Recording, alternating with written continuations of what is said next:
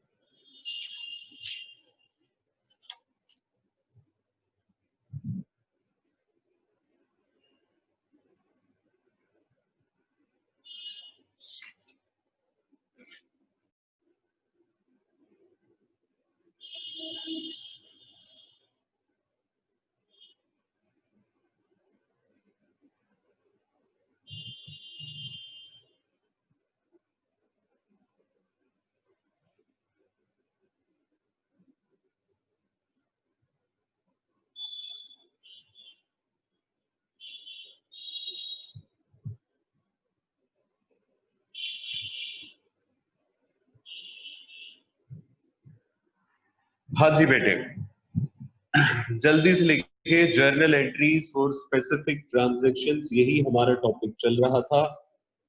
आज हम इसमें जो सेकंड कैटेगरी है वो कवर करेंगे। मैंने आपको बताया था कि दो कैटेगरी की जर्नल एंट्रीज आपसे पूछी जाती है। एक आपसे जनरल जर्नल एंट्रीज पूछी जाती है। जनरल जर्नल एंट्रीज का मतलब आमतौर पे जो खरीदने बेचने, लाइबिलिटीज की पेमेंट, सेटलमेंट से रिलेटेड एंट्रीज होती है, वो सारी, प्रॉफिट लॉस एक्सेट्रा का डिवीजन, वो सारी जनरल जर्नल एंट्रीज में आती है। लेकिन आज जो हम करने वाले हैं जी, वो आम जर्नल एंट्रीज नहीं है, वो कुछ खास जर्नल एंट्री है जिसे कहा जाता है रियलाइजेशन एक्सपेंसेस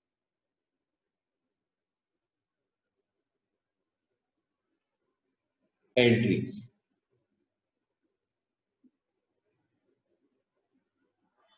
अब देखिए, बात जरा ध्यान से समझिए। मैंने आपको पहले ही बता दिया था कि ये वाला जो टॉपिक है ये अपने आप में बहुत इंपॉर्टेंट है। एग्जाम में कई बार ये क्वेश्चंस आ चुके हैं जिसमें स्पेसिफिक जर्नल एंट्रीज डिमांड की जाती है। रियलाइजेशन एक्सपेंसेस की एंट्रीज ये वाकई में बड़ा इंपॉर्टेंट है। एक तो ये इसी टॉपिक का हिस्सा है इस वजह से, दूसरा इस वजह से कि कई बार एग्जाम में ये देखा गया है कि सिर्फ रियलाइजेशन एक्सपेंसेस की एंट्रीज पे पूरा क्वेश्चन बन गया। मतलब आपसे क्वेश्चन में मांगी गई है सिर्फ और सिर्फ रियलाइजेशन एक्सपेंसेस की एंट्री। अब बेटे जी, रियलाइजेशन एक्सपेंसेस की एंट्रीज कुछ ऐसी है कि बच्चा इसे एक बार सीख लेता है और फिर उसके बाद ये कई बार डाउट लेके आता रहता है इसमें। इसका मतलब ये है कि ये वाला टॉपिक आसान नहीं है। अगर मैं बच्चों के पॉइंट ऑफ व्यू से बात करूं, और बच्चों के भी पॉइंट ऑफ व्यू मतलब उन बच्चों के पॉइंट ऑफ व्यू से जो बच्चे रेगुलरली पढ़ाई नहीं करते, तो उनके लिए तो ये बड़ा भारी पड़ता है। अक्सर मैंने ये पाया है कि बच्चा आखिर में जाके, जैसे मैं आपको अभी करा दूंगा और फिर उसके बाद जब रिवीजन का समय आता है फाइनल एग्जाम से पहले, तो अक्सर बच्चे इस टॉपिक का भी डाउट लेते हैं कि सर हमें रियलाइजेशन एक्सपेंसेस की एंट्री समझा। तो आज मैं आपको ये पूरी एंट्रीज बहुत अच्छे से और तसल्ली से समझाने वाला हूं। आप इसे ध्यान से देखते हुए चलिएगा, ठीक है बेटे? देखो मेरे बच्चों, रियलाइजेशन एक्सपेंसेस, पहले तो यही समझ लेते हैं कि ये होता क्या है। लिखिए जरा, रियलाइजेशन एक्सपेंसेस।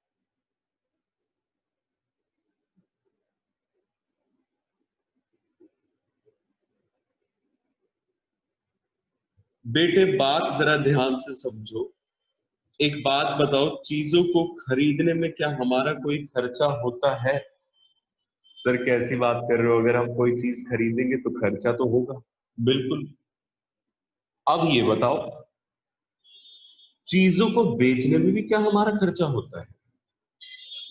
यस, अगर हम किसी चीज को बेचते हैं तो उसमें भी हमारा खर्चा होता है।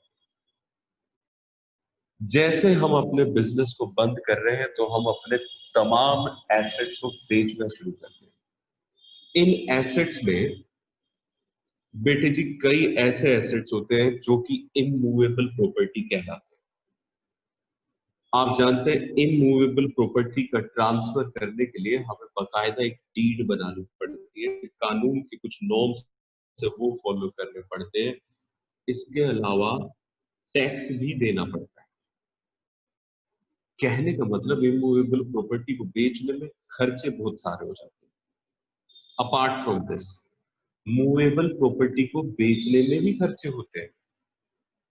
बेटी जी देखो, ऐसा है कि अगर मैं अपना बिजनेस बेचूं तो क्या मुझे हाथों हाथ में जैसे कहूंगा जी बिजनेस बेच रहा हूं, बाहर ग्राहक खड़े हुए मिल जाएंगे? अगर मैं कोड़ियों के भाव, कबाड़ी के भाव अगर बेच रहा हूँ तो मिल जाएंगे, लेकिन अगर मुझे सही वैल्यू लेनी है तो कस्टमर ढूंढने पड़ेंगे। और कस्टमर ढूंढने का एक तरीका है कि अपने सेल की एडवर्टाइजमेंट की जाए। हम जो अपने बिजनेस की नीलामी करने वाले हैं उसके लिए कुछ ना कुछ इश्तिहार दी जाए।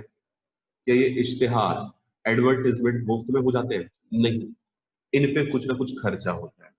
फिर उसके अलावा बेटे जी, आप कई व्हीकल वगैरह होते हैं, इनको भी जब बेचते हैं तो आपको पेपर डॉक्यूमेंट्स दूसरी पार्टी के नाम पे ट्रांसफर करने पड़ते हैं, उसमें भी खर्चा होता है। कहने का मतलब ये कि हमें बिजनेस करने में भी काफी खर्चे करने पड़ते हैं। और जो बिजनेस बंद करने में खर्चे होते हैं उन तमाम खर्चों को रियलाइजेशन एक्सपेंसेस कहा जाता है। लिखिए जरा, ये खर्चे होते क्या है? All those expenses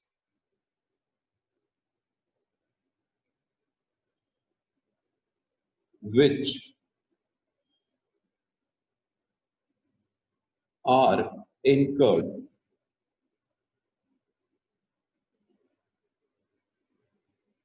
on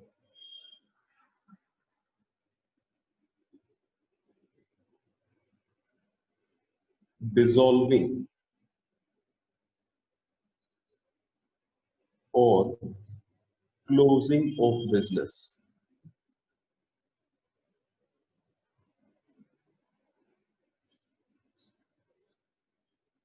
are termed as realization expenses.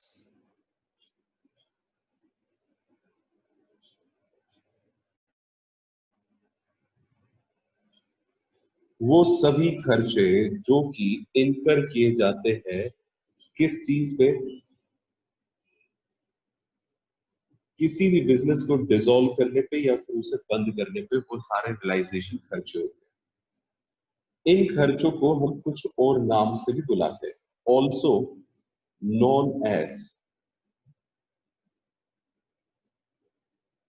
Dissolution expenses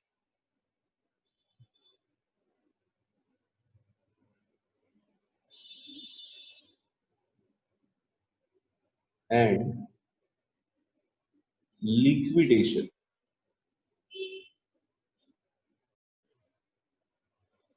expenses. तो बेटे ध्यान कर लो, अगर क्वेश्चन ने रियलाइजेशन एक्सपेंसेस कहा, डिसोल्यूशन एक्सपेंसेस कहा या फिर लिक्विडेशन एक्सपेंसेस कहा, इन तीनों का मतलब क्या है कि हम क्या किसके बारे में बात कर रहे हैं? उन खर्चों के बारे में जो बिजनेस को क्लोज करने में इनकर किए जाते हैं। ये तो होते हैं जी हमारे रियलाइजेशन एक्सपेंसेस, खर्चे जो बिजनेस को बंद करने में लगते हैं। लेकिन हमें यहाँ पे क्या सीखना है कि हमें जर्नल एंट्री कैसे करनी है रियलाइजेशन एक्सपेंस की। अब कई बच्चे सोच रहे होंगे कि सर आप खामखा इतना ड्रामाटाइज कर रहे हैं इस टॉपिक को, हमें पता है जर्नल एंट्री क्या होती है, रियलाइजेशन को डेबिट कर दीजिए और बैंक को क्रेडिट कर दीजिए, हो गई एंट्री। तो बेटे ये इतना आसान नहीं है, यही तो बात मुझे आपको समझानी है इसमें। बेटे जी जो जर्नल एंट्रीज हैं, जर्नल एंट्रीज को हम दो केसेस में कवर करेंगे, रियलाइजेशन एक्सपेंसेस की जर्नल एंट्रीज को। मतलब इसमें भी दो केसेस है। केस वन लिखिए, when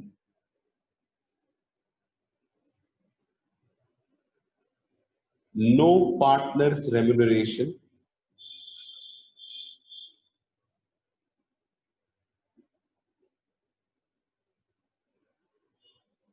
slash commission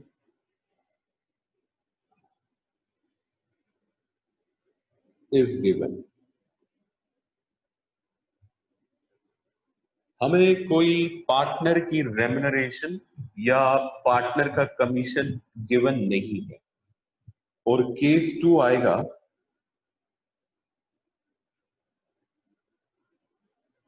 when partners remuneration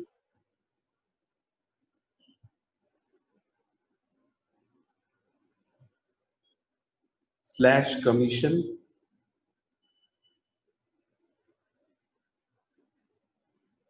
is given. ठीक है जी। बेटे बात जरा ध्यान से समझो, पार्टनर का कोई रेम्यूनरेशन गिवन नहीं है, इस बात का मतलब ये है, ये इसके साथ ब्रैकेट में लिख लीजिएगा, इसका मतलब है कि आपको क्वेश्चन के अंदर सिर्फ only realisation expenses are given.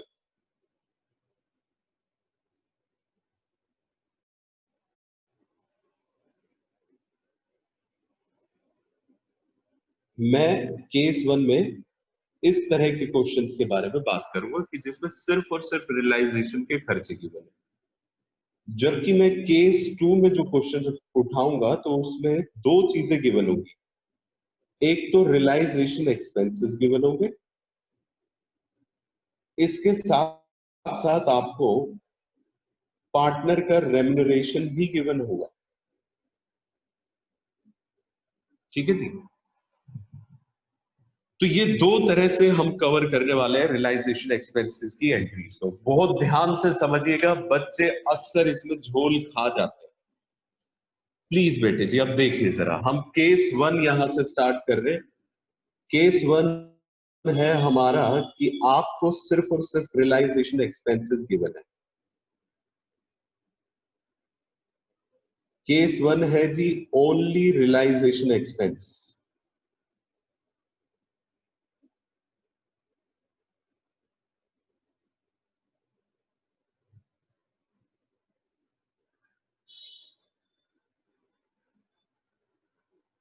Only realization expenses are given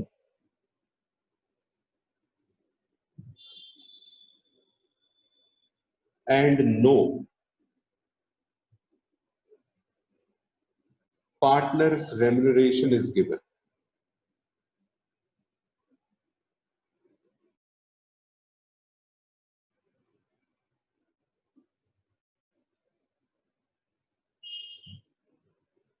ठीक है जी। ये है हमारा पहला केस। मतलब ये कि हमें क्वेश्चन के अंदर गिवन होगा सिर्फ और सिर्फ रियलाइजेशन एक्सपेंस, पार्टनर का रेम्यूनरेशन गिवन। देखो बेटे, रियलाइजेशन एक्सपेंसेस में प्रॉब्लम क्वेश्चन कहां क्रिएट करता है, ध्यान से सुनना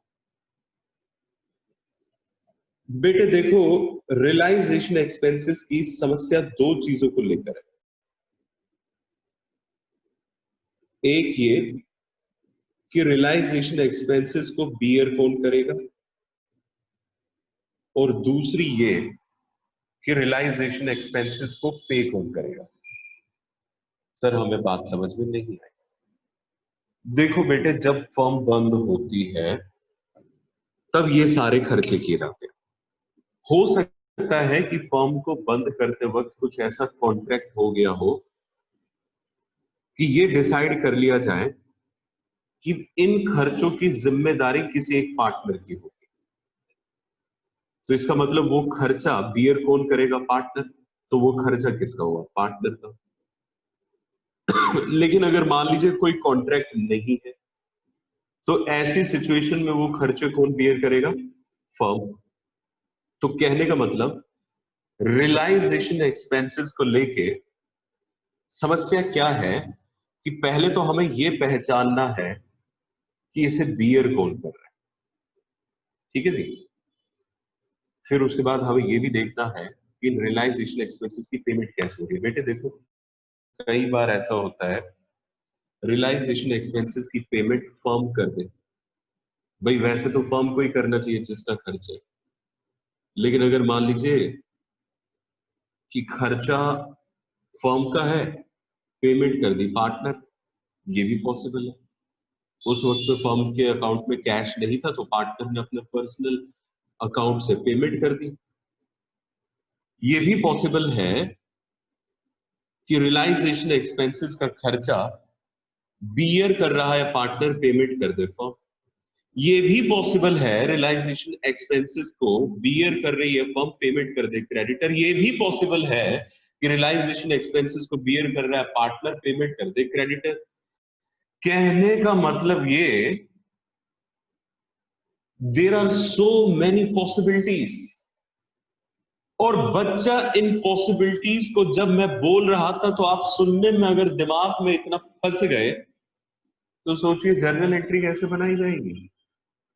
सारी प्रॉब्लम यही है, इसी समस्या से हमें बाहर आना है बेटे। अगर इस समस्या को हम समझ गए और इस समस्या के हमने मूल जो भाव वो देना चाहते उस चीज को अगर हमने कैच कर लिया तो रियलाइजेशन एक्सपेंस आपके लिए आसान हो गया। लेकिन अगर आप उस बात को कहीं पकड़ने में कहीं डाउट हो गए, कहीं गच्चा खा गए, तो बस बेटे समझ लो वहीं पर लुटिया डूब जाएगी। तो अब जरा देखो, इस समस्या को पहले समझना है, ठीक है। रियलाइजेशन एक्सपेंस की समस्या डिस्कस कर रहे जी। ये है समस्या समझना, पहला पॉइंट कि इसकी समस्या क्या है पहले वही समझा जाए। जर्नल एंट्री तो हम बाद में बनाएंगे। देखो ऐसा है जी, जब भी आपको रियलाइजेशन एक्सपेंसेस गिवन हो तो बेटे जी आपको अपने आप से कुछ सवाल करने हैं, ज्यादा नहीं, 2 सवाल। मतलब आप स्टेटमेंट को रीड करेंगे और आप सवाल करेंगे। जरा देखिएगा पहला सवाल क्या है। पहला आप खुद से क्या सवाल करेंगे, सवाल नंबर 1,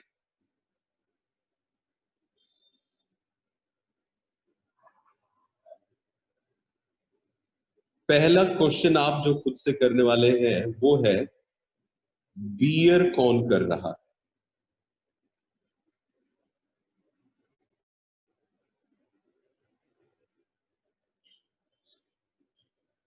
बियर कौन कर रहा है, इसका मतलब ये कि रियलाइजेशन एक्सपेंस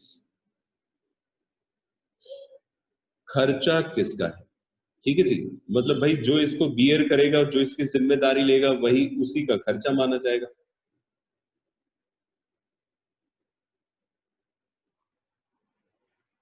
ठीक है, तो अब जरा देखिए इसमें क्या क्या सिचुएशन पॉसिबल है।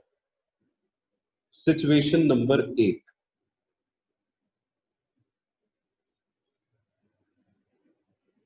No information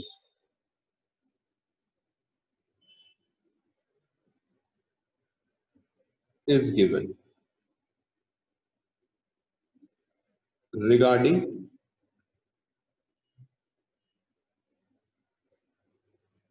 bearing of expenses।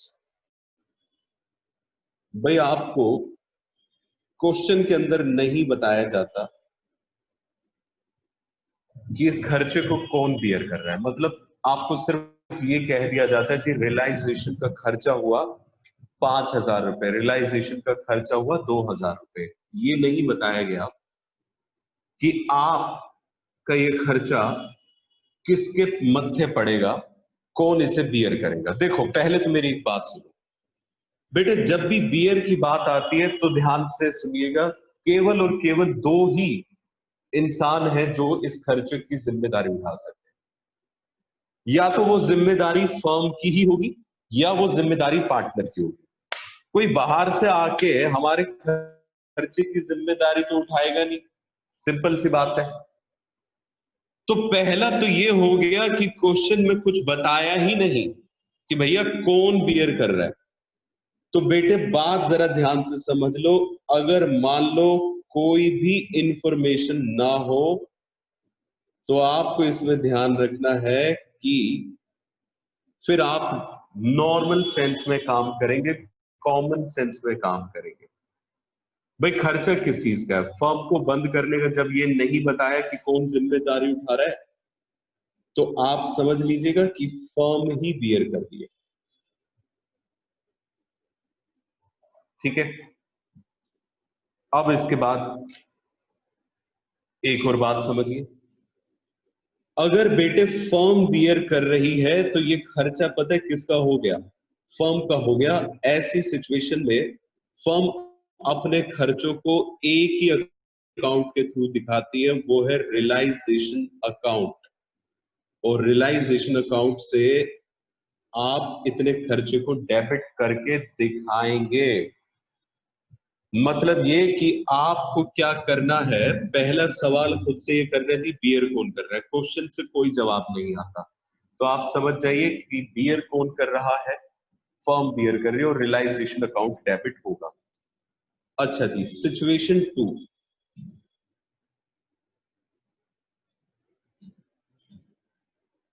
Second situation है, question clearly mentions,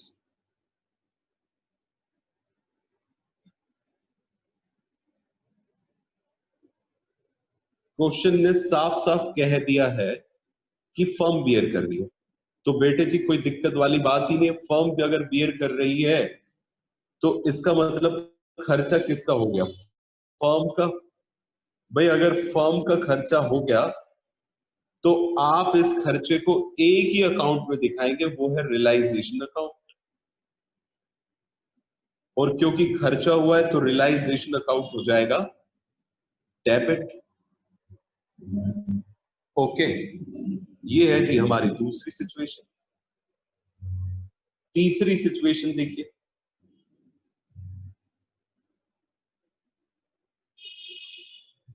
third situation. अब क्वेश्चन कह देता है पार्टनर ने खर्चे को बियर किया। तो बेटे अगर पार्टनर ने खर्चे को बियर किया है तो अब जरा सावधान हो जाइएगा। सावधान इस तरीके से हो जाइएगा कि अब ये खर्चा फर्म का नहीं है, तो आप इसमें रियलाइजेशन अकाउंट को डेबिट नहीं करेंगे। क्योंकि अगर फर्म का खर्चा नहीं है तो फर्म क्यों खामखा इसको अपने रियलाइजेशन अकाउंट में ले जाएगी? No realisation account will be debited. तो सर पार्टनर का कैपिटल अकाउंट डेबिट कर दें, अब उसके लिए रुके रहिए। क्योंकि एंट्री अगर पार्टनर ने बियर कर लिया तो आप एंट्री सिर्फ पहले सवाल के ऊपर बना ही नहीं पाएंगे। एंट्री फिर डिपेंड करेगी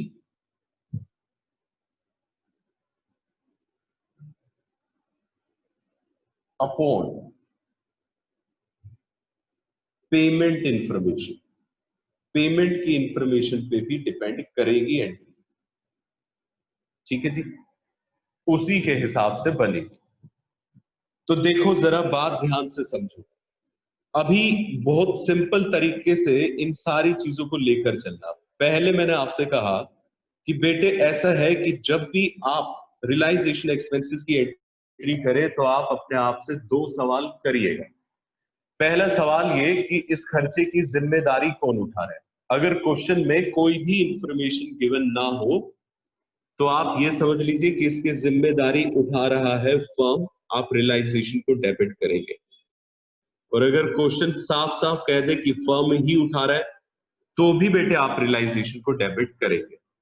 और अगर क्वेश्चन ने ये कह दिया कि पार्टनर बियर कर रहा है तो आप एक बात समझ लीजिए, फिर रियलाइजेशन डेबिट नहीं होगा।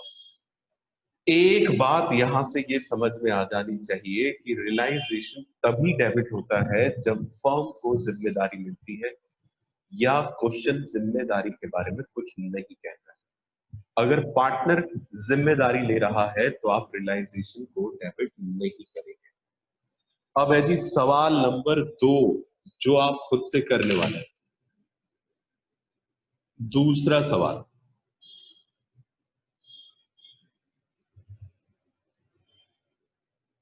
पेमेंट कौन कर रहा है?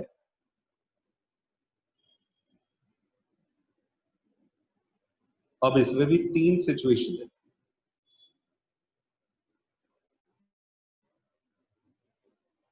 पहली, कोई इंफॉर्मेशन नहीं है कि कौन पेमेंट कर रहा है, मतलब क्वेश्चन साफ साफ नहीं बता रहा कि कौन पेमेंट कर रहा है, तो बेटे अंडरस्टूड है, फिर तो उसी ने पेमेंट की है जिसका खर्चा बनता है। और खर्चा किसका बनता है जी? फर्म का। तो इसका मतलब ये कि फर्म हैज पेड, और अगर मान लीजिए फर्म ने पे करा है तो आप बैंक अकाउंट को क्रेडिट कर देंगे।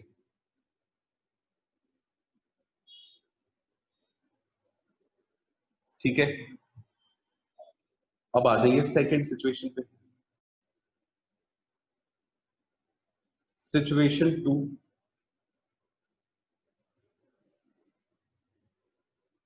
Firm makes payment. ये क्वेश्चन ने साफ साफ बता दिया, क्लियरली क्वेश्चन कह देता है जी भाई साहब फर्म ही पे कर रही है। तो बेटे अगर फर्म पे कर रही है तो इसका मतलब फर्म के पास से पैसा जा रहा है, तो आप ऐसी सिचुएशन में भी बैंक अकाउंट को क्रेडिट करेंगे। ठीक है जी। तीसरा सवाल, सॉरी तीसरी सिचुएशन,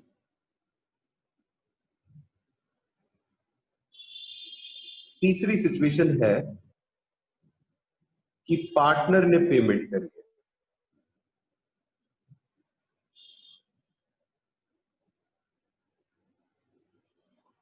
बेटे जी अगर पार्टनर ने पेमेंट करी है तो आप एक बात समझ लीजिए, bank account will not be credited.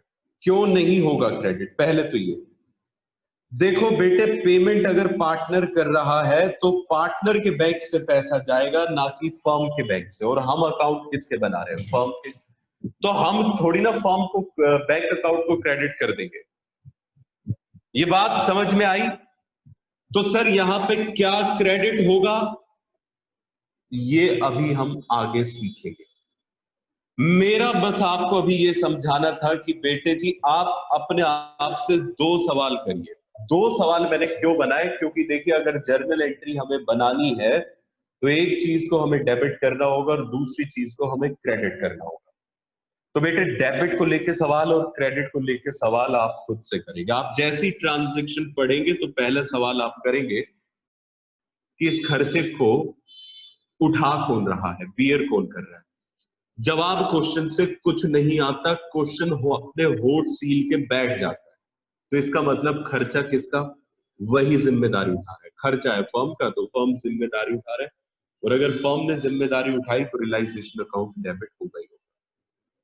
दूसरी सिचुएशन, अगर क्वेश्चन साफ साफ कह दे जी फर्म ने जिम्मेदारी उठाई तो रियलाइजेशन डेबिट होना ही है। अगर फर्म कहे पार्टनर ने उठाई तो रियलाइजेशन डेबिट नहीं होगा। ठीक है जी। ये तो हमें डेबिट का सवाल मिल गया कि डेबिट क्या होना चाहिए, कब रियलाइजेशन डेबिट होना चाहिए। हालांकि कैपिटल अकाउंट, ये पार्टनर ने अगर जिम्मेदारी उठाई है तो इसमें क्या डेबिट होना चाहिए ये अभी तक हमें पता नहीं चला। फिर हमें अगला क्वेश्चन ये करना है कि क्रेडिट किसे किया जाए। इसके लिए हमें देखना होगा जी पेमेंट कौन कर रहा है। तो बेटे अगर पेमेंट मान लीजिए कोई इंफॉर्मेशन नहीं बताता तो इसका मतलब जिसका खर्चा था उसने पे कर दिया। खर्चा किसका था? फर्म का। तो फर्म ने पे करा है। और अगर मान लीजिए क्वेश्चन ये कह देता है कि पेमेंट फर्म ने करी तो कोई डाउट ही नहीं रहती जी, फिर फर्म ने करी है। दोनों सिचुएशन में बैंक अकाउंट क्रेडिट होगा।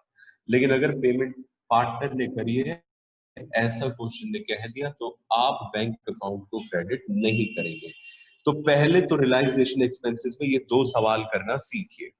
अब इन दो सवालों से क्या पॉसिबल कॉम्बिनेशंस बनते हैं, आप जरा वो ध्यान से देखते हुए चलिएगा। देखो बेटे, अगर आप ये दो सवाल बनाना सीख गए तो आगे एंट्री बनाने में आपको कोई दिक्कत नहीं आएगी। बेटे देखो, मैं आपको बता दूं कि मैं ये इतनी मेहनत इसलिए कर रहा हूं कि आपके दिमाग में कंसेप्ट आ जाए। फिर मुझे आपको जर्नल एंट्री सिखाने की जरूरत नहीं पड़ेगी अगर कंसेप्ट आपके दिमाग में ही आ गया। और कहीं अगर ये कंसेप्ट आपके दिमाग में नहीं आया या इसे सीखते वक्त आपने कोई लापरवाही बरती तो जर्नल एंट्रीज रुला देगी इसकी। ये भी मैं आपको गारंटी दे रहा हूं, बकायदा रुला देगी। ठीक है, तो अब जरा देखते हुए चलो बेटे जी। देखो बेटे, हमने सबसे पहला सवाल क्या करना है जी, बोर्न बाय होम, यही है ना अपना पहला क्वेश्चन। अब देखते हुए चलिएगा, इसमें हमारे सामने तीन सिचुएशंस आई होगी। अब मैं एंट्री सिखा रहा हूं जी आपको, ध्यान से देखना बेटा। पहली सिचुएशन आई कि कोई इंफॉर्मेशन नहीं है कि कौन बियर कर रहा है। ठीक है, तो बेटे अगर कोई इंफॉर्मेशन नहीं है तो इसमें ये बात पक्की हो जाती है कि आप हमेशा डेबिट करेंगे रियलाइजेशन अकाउंट। ठीक है जी, अपन को डेबिट का जवाब मिल गया। फिर इसके बाद डेबिट का जवाब मिलने के बाद आप अगला सवाल करेंगे खुद से, पेड बाय हूम, कि भैया पेमेंट कौन कर रहा है। तो अब जरा देखिए, ये हमारा दूसरा सवाल है। इसमें आपको कोई भी जवाब नहीं मिलता, नो इंफॉर्मेशन।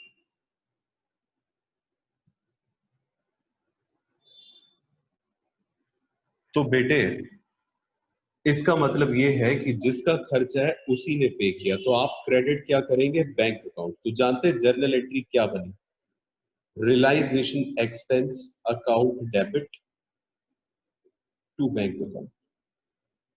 बात को जरा ध्यान से समझिएगा। मैंने आपको क्या बताया, पहला सवाल करिएगा क्वेश्चन रीड करते हुए कि कौन बियर कर रहा है। आपको पता चला जी कुछ नहीं बताया हुआ, तो रियलाइजेशन डेबिट होगा, बेधड़क डेबिट कर दीजिए। अगला सवाल ये कि क्रेडिट किसे करना है, तो पेड बाय हूं, उसमें भी कुछ नहीं बताता कौन पे कर रहा है। तो बेटे रियलाइजेशन एक्सपेंस टू बैंक। और अगर मान लीजिए क्वेश्चन आपसे कहता है पेड बाय फर्म, तो इस सिचुएशन में भी यही एंट्री होगी। कहने का मतलब इन दोनों सिचुएशन में यही एंट्री होगी। लेकिन अगर क्वेश्चन ये कह दे कि पार्टनर ने पे किया है, तो बेटे जी पार्टनर ने अगर पे किया तो मैंने आपको लिखवाया यहाँ पे कि आप बैंक अकाउंट को क्रेडिट नहीं कर सकते। बेटे छोटी छोटी बेसिक बातों को अगर दिमाग में बिठा लिया ना, रियलाइजेशन एक्सपेंसेस के सारे क्वेश्चन आप खुद से कर देंगे। बेटे जी अगर पार्टनर को आप पेमेंट कर रहा है तो आप बैंक को क्रेडिट नहीं कर सकते। हालांकि रियलाइजेशन अकाउंट डेबिट जरूर होगा। भाई रियलाइजेशन अकाउंट डेबिट क्यों हो रहा है, क्योंकि खर्चा किसका है, फर्म का, लेकिन पेमेंट किसने की, पार्टनर ने। तो बेटे अगर पार्टनर ने पेमेंट की तो पार्टनर बन गया हमारा क्रेडिटर, और यहां आएगा टू पार्टनर्स कैपिटल अकाउंट। ये है जी पहली सिचुएशन में एंट्री। मतलब अगर मान लीजिए कि क्वेश्चन के अंदर आपको कुछ भी ना बताया जाए, ये पहली सिचुएशन है, ध्यान से देख लीजिएगा। पहला सवाल खुद से क्या करना है, किसने बियर करा था। जवाब आता है जी पता नहीं किसने बियर करा, तो बेटा रियलाइजेशन डेबिट होगा क्योंकि फर्म ही बियर करती है। फिर अगला सवाल जैसे ही आपको जवाब मिल जाए ना, तो अगले सवाल पे चले जाना कि कौन पे कर रहा है। हो सकता है कि कोई इंफॉर्मेशन ही गिवन ना हो कि कौन पे कर रहा है, तो इसका मतलब पे कौन कर रहा है, फर्म। हो सकता है कि क्वेश्चन कह दे कि फर्म ही पे कर रही है। तो ऐसी सिचुएशन में आप क्या करेंगे बताइए। भाई दोनों सिचुएशन में सेम एंट्री होगी कि बैंक ही क्रेडिट होगा, क्योंकि अगर फर्म पे कर रहा है तो पैसा बैंक से जाएगा और बैंक विल बी क्रेडिटेड। ठीक है जी, तो एंट्री क्या बन गई, realisation account debit to bank account. अच्छा जी, अगर मान लीजिए पार्टनर ने पे कर दिया, तो बेटे खर्चा था किसका, फर्म का, तो इस वजह से रियलाइजेशन डेबिट हुआ। लेकिन पेमेंट पार्टनर ने की तो पार्टनर अपने लिए क्रेडिटर बन गए, इसलिए पार्टनर क्रेडिट हुआ, बैंक क्रेडिट नहीं होगा। क्या ये पहली सिचुएशन आप सबको पल्ले पड़ी है या नहीं, जल्दी से हाँ या ना में जवाब दे दीजिए। पहली सिचुएशन समझ में आई है या नहीं?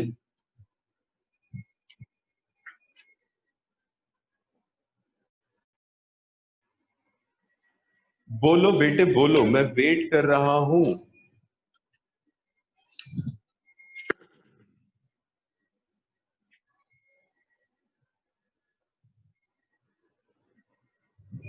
ओके जी, पहली सिचुएशन हो गई है क्लियर। तो देखो बेटे,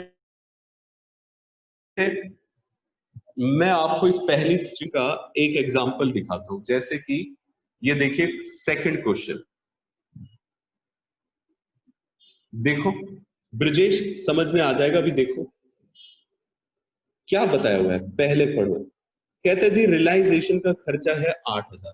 पहला सवाल करो, कौन बियर कर रहा है, हम इससे पूछ रहे हैं। क्वेश्चन क्वेश्चन ये बताओ कौन बियर कर रहा है। वो चुप है, कुछ नहीं बोल रहा। तो बेटा अगर उसने कुछ ना बोला तो इसका मतलब बियर कौन कर रहा है, फर्म। रियलाइजेशन ही डेबिट होगा। फिर अगला सवाल, क्वेश्चन ये बताओ पे कौन कर रहा है। वो फिर से चुप, कुछ नहीं बोल रहा। तो इसका मतलब पेमेंट भी कौन कर रहा है, फर्म। बेटे फर्म ही बियर कर रहा है, पे भी फर्म कर रहा है, तो फर्म बियर कर रहा है तो रियलाइजेशन अकाउंट डेबिट होगा। और आप फर्म के पास से एक पैसा जाएगा तो बैंक अकाउंट क्रेडिट होगा। ये वाली सिचुएशन बन गई। चलिए अब इसके बाद एक बार अगला एग्जांपल देखिए। रियलाइजेशन के एक्सपेंसेस है 10,000 were paid by A partner. हमने पहला सवाल करना है कि क्वेश्चन ये बताओ बियर कौन कर रहा है। बेटे कहीं पे भी लिखा हुआ है बोन बाय हूं, नहीं लिखा हुआ, तो इसका मतलब बियर कौन कर रहा है, फर्म। तो रियलाइजेशन को डेबिट कर दो जी, डेबिट पता चल गया। अब इसके बाद क्वेश्चन से ये पूछेंगे कि पे कौन कर रहा है, तो क्वेश्चन में साफ लिखा हुआ है जी पार्टनर पे कर रहा है। तो बेटे अब ये वाली सिचुएशन। क्या हाल चाल है आप सभी के, ऑल वेल एंड फाइन?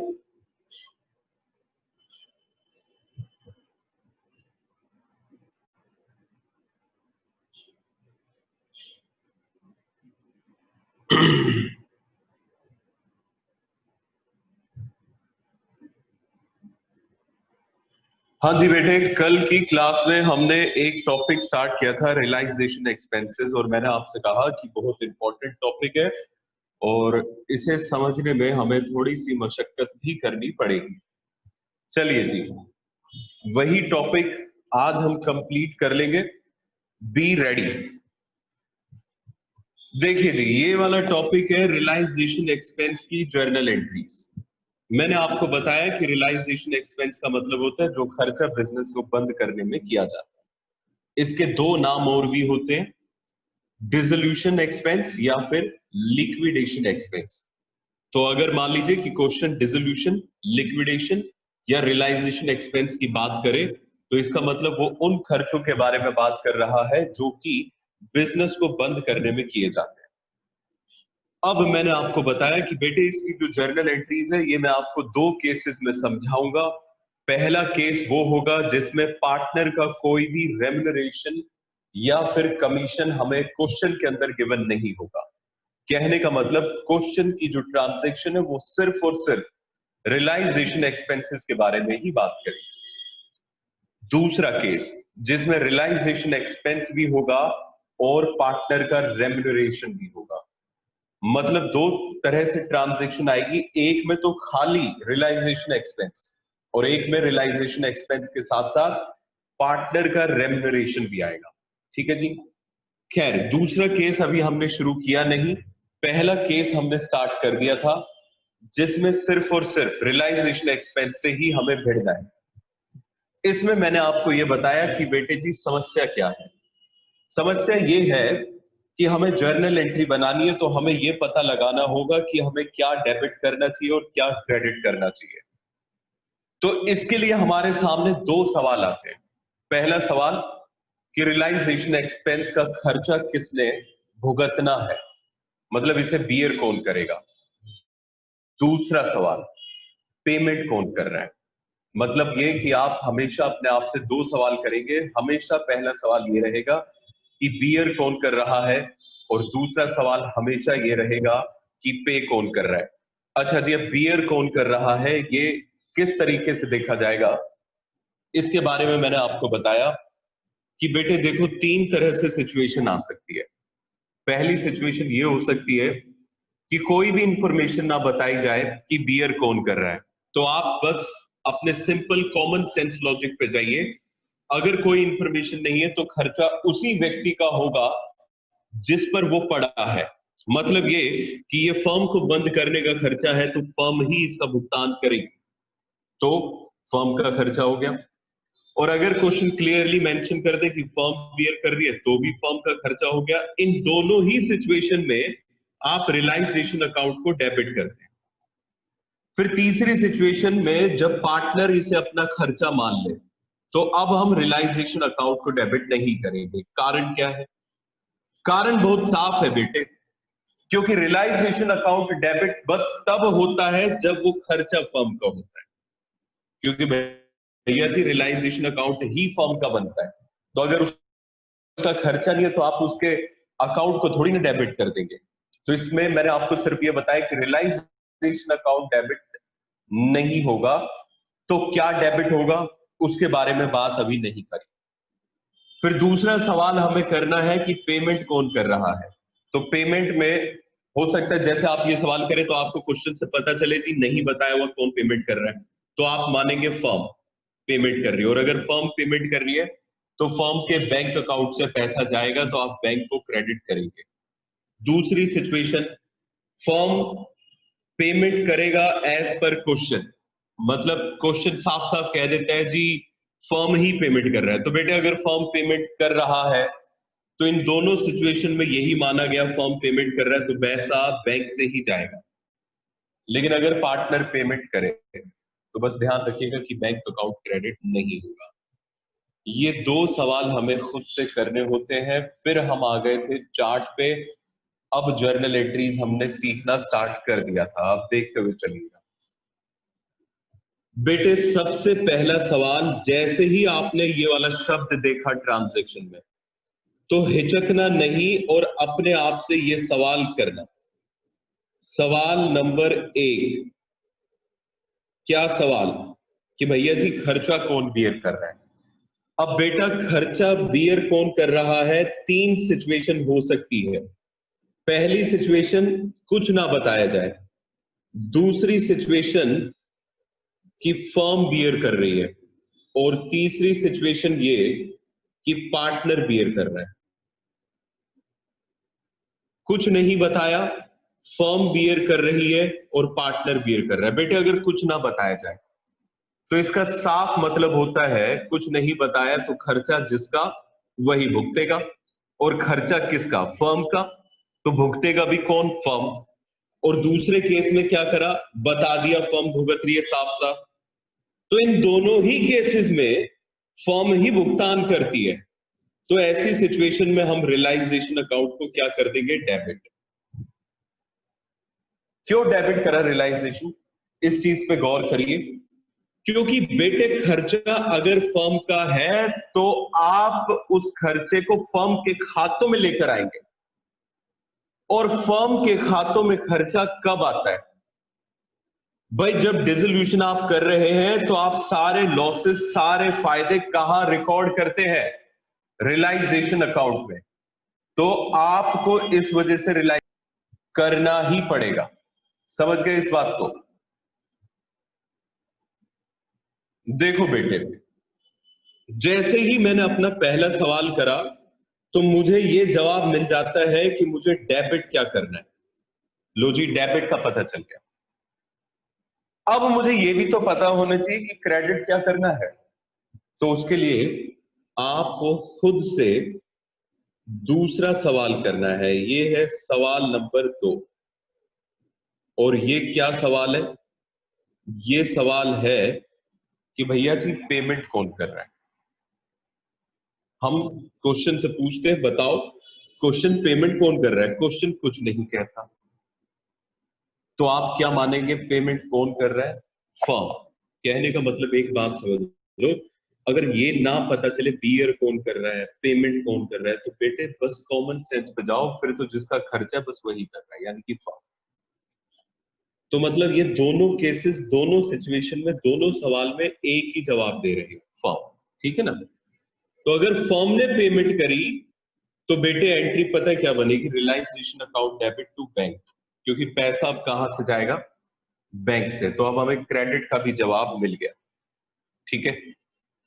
अगर मान लीजिए पेमेंट की है पार्टनर ने, तो बेटे पैसा अब फर्म के खाते से तो नहीं जाएगा, पैसा जाएगा पार्टनर के खाते से। और हम किसके अकाउंटेंट हैं? पार्टनर के या फर्म के? जवाब है फर्म के। अगर आप फर्म के अकाउंटेंट हैं तो पार्टनर के अगर बैंक से पैसा जा रहा है तो आपको थोड़ी ना कोई फर्क पड़ता है। आप बैंक को अब क्रेडिट नहीं करेंगे, आप अब जानते हैं किसे क्रेडिट करेंगे? पार्टनर के कैपिटल अकाउंट को। और वो इस वजह से कि अपना खर्चा था, मतलब हमारा खर्चा था, इस वजह से हमने रियलाइजेशन डेबिट किया, लेकिन किसी दूसरे व्यक्ति ने पे कर दिया, तो वो हमारे लिए क्रेडिटर बन गया। और क्रेडिटर लाइबिलिटीज होती है और लाइबिलिटीज का बैलेंस क्रेडिट होता है, इसी वजह से क्रेडिट किया गया। क्या ये दोनों सिचुएशन समझ में आई? मतलब मैं जैसे ही, ध्यान से बेटे ध्यान लाओ यहां पर, जैसे ही मैं रियलाइजेशन एक्सपेंस देखूंगा तो पहला सवाल करूंगा, बताओ बताओ कौन बियर कर रहा है? कुछ नहीं बोलता क्वेश्चन, या कहता है फर्म बियर कर रही है। तो दोनों में आप ये मानोगे फर्म बियर कर रही है, तो रियलाइजेशन अकाउंट को आंख बंद करके डेबिट कर देना। फिर अगला सवाल करना क्रेडिट के लिए कि पे कौन कर रहा है। कुछ ना कहे या फर्म कहे तो बैंक अकाउंट क्रेडिट होगा। और अगर मान लीजिए वो कहता है कि पार्टनर ने पे करा है तो पार्टनर का कैपिटल अकाउंट क्रेडिट होगा। बस जी, इस तरीके से जर्नल एंट्री बनानी है। क्या यहां तक बात समझ में आ गई आप सबको? हाँ या ना में जल्दी से मुझे जवाब दीजिए। फिर मैं बढ़ता हूं जी अगले पर, पार्टनर पे। अब आओ बेटे, हमने पहला सवाल करा कि खर्चा किसका, और जवाब आया खर्चा है पार्टनर का। तो इसका मतलब क्या है? कि ये फर्म का खर्चा नहीं है। तो यहां पे आप कोई रियलाइजेशन अकाउंट डेबिट नहीं करेंगे। No realisation account will be debited. Sir, अगर हम रियलाइजेशन को डेबिट नहीं करेंगे, क्योंकि आपने कहा फर्म का खर्चा नहीं है तो रियलाइजेशन डेबिट नहीं होगा, ये बात तो समझ आती है। तो सर अब डेबिट क्या करें? हम्म, सही सवाल कि डेबिट क्या किया जाए। तो ध्यान से सुनिए, अभी हमें नहीं पता चल पाएगा कि डेबिट क्या किया जाए, हमें ये दूसरे सवाल के बाद ही पता चलेगा।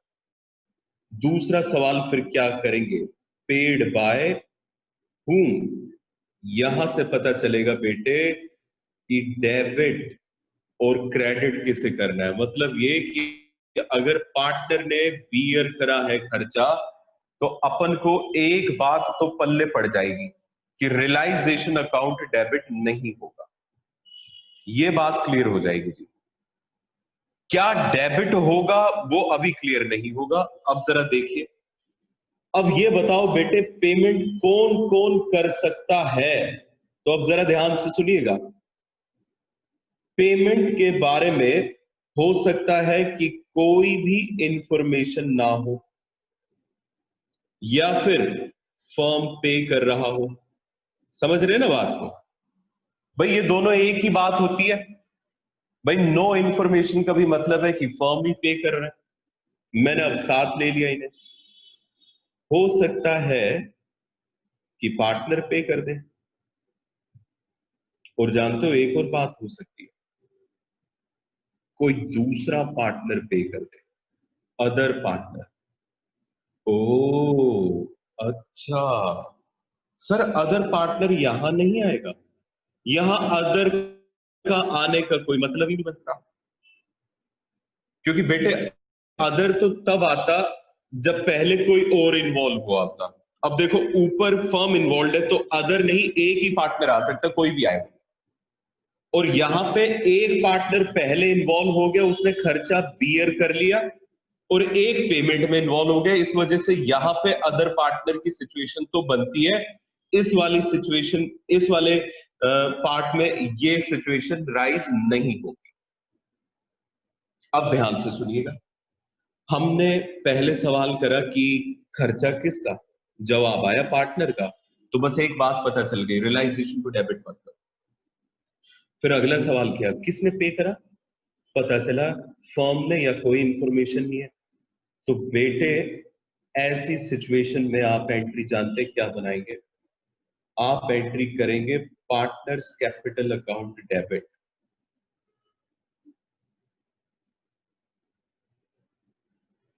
To bank account.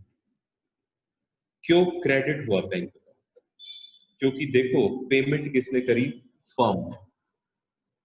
और पार्टनर का कैपिटल अकाउंट डेबिट क्यों हुआ, रियलाइजेशन डेबिट क्यों नहीं हुआ। देखो बेटे रियलाइजेशन डेबिट इसलिए नहीं हुआ क्योंकि फर्म का खर्चा नहीं, और पार्टनर डेबिट इसलिए हुआ क्योंकि ये खर्चा था किसका, पार्टनर का, और पे कर दिया हमने। तो बेटे ये वाला पैसा हम पार्टनर से भविष्य में लेंगे, और जिससे आपको भविष्य में पैसा लेना हो वो आपके डेटर हो जाते हैं, और डेटर का बैलेंस डेबिट होता है। इसी वजह से हमने पार्टनर के कैपिटल अकाउंट को यहां पे डेबिट किया। समझ में आई बात। तो अगर मान लीजिए कि कोई भी इंफॉर्मेशन गिवन नहीं है, या फिर फर्म पे कर रहा है और पार्टनर बियर कर रहा है, मतलब ये पता है क्या केस बन गया, borne by partner, paid by firm. तो एंट्री क्या करेंगे, partners capital account debit to bank. ठीक है, अगला है borne by partner, paid by same partner. भाई अब बात जरा ध्यान से सुनना बेटे, कल कल की बात है, ध्यान से सुनना जरा। बरसात हो रही थी, तो अब क्या हुआ, बरसात हो रही थी तो बेटे मेरा पकोड़े खाने का बड़ा मन हुआ।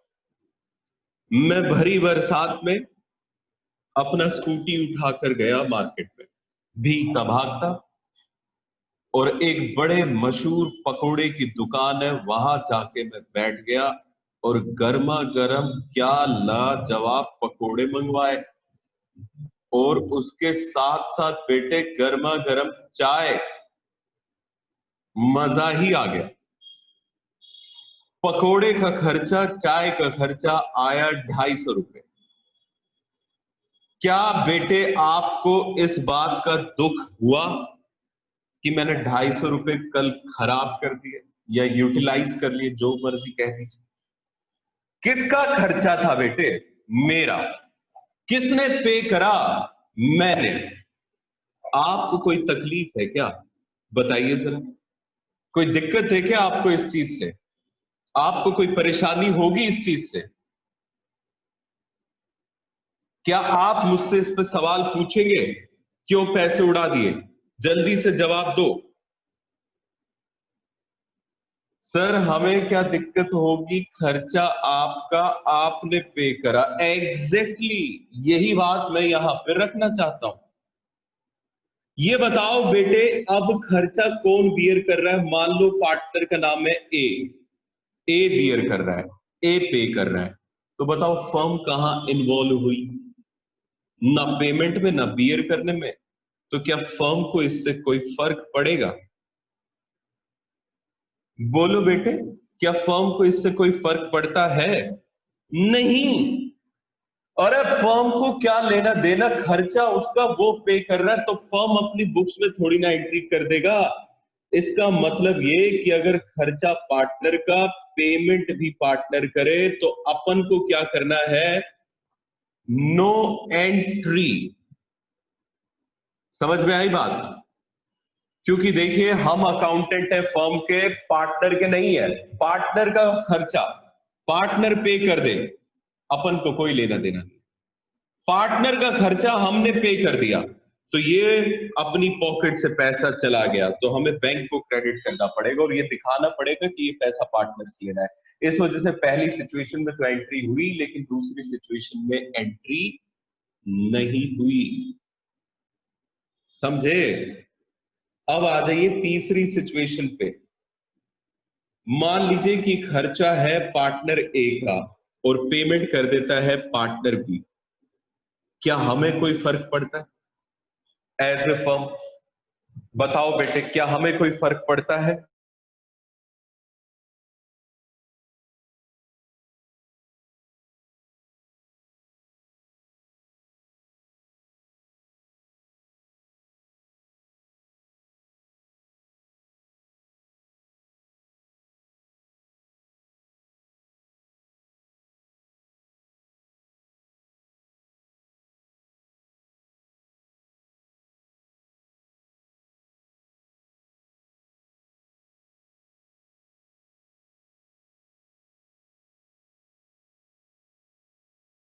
मैं आपको यह बता रहा था कि अगर मान लीजिए कि एक पार्टनर ने दूसरे पार्टनर की जगह पेमेंट कर दी, तो फर्म इन्वॉल्व हो गई। क्योंकि बेटे in the capacity of partner वो जुड़े हुए फर्म से हैं। तो देखिए अब जरा एंट्री क्या होगी। फर्म की इन्वॉल्वमेंट पता है क्या होगी? हम एक पार्टनर से पैसा लेंगे और दूसरे को पैसा दे देंगे और वो अपने खर्चे की पेमेंट कर देगा। मसलन एग्जाम्पल से समझिए, मान लीजिए ए ने ये कहा कि मैं 10,000 का खर्चा बियर करूंगा, तो उसका खर्चा हो गया, अपन रियलाइजेशन को डेबिट नहीं करेंगे।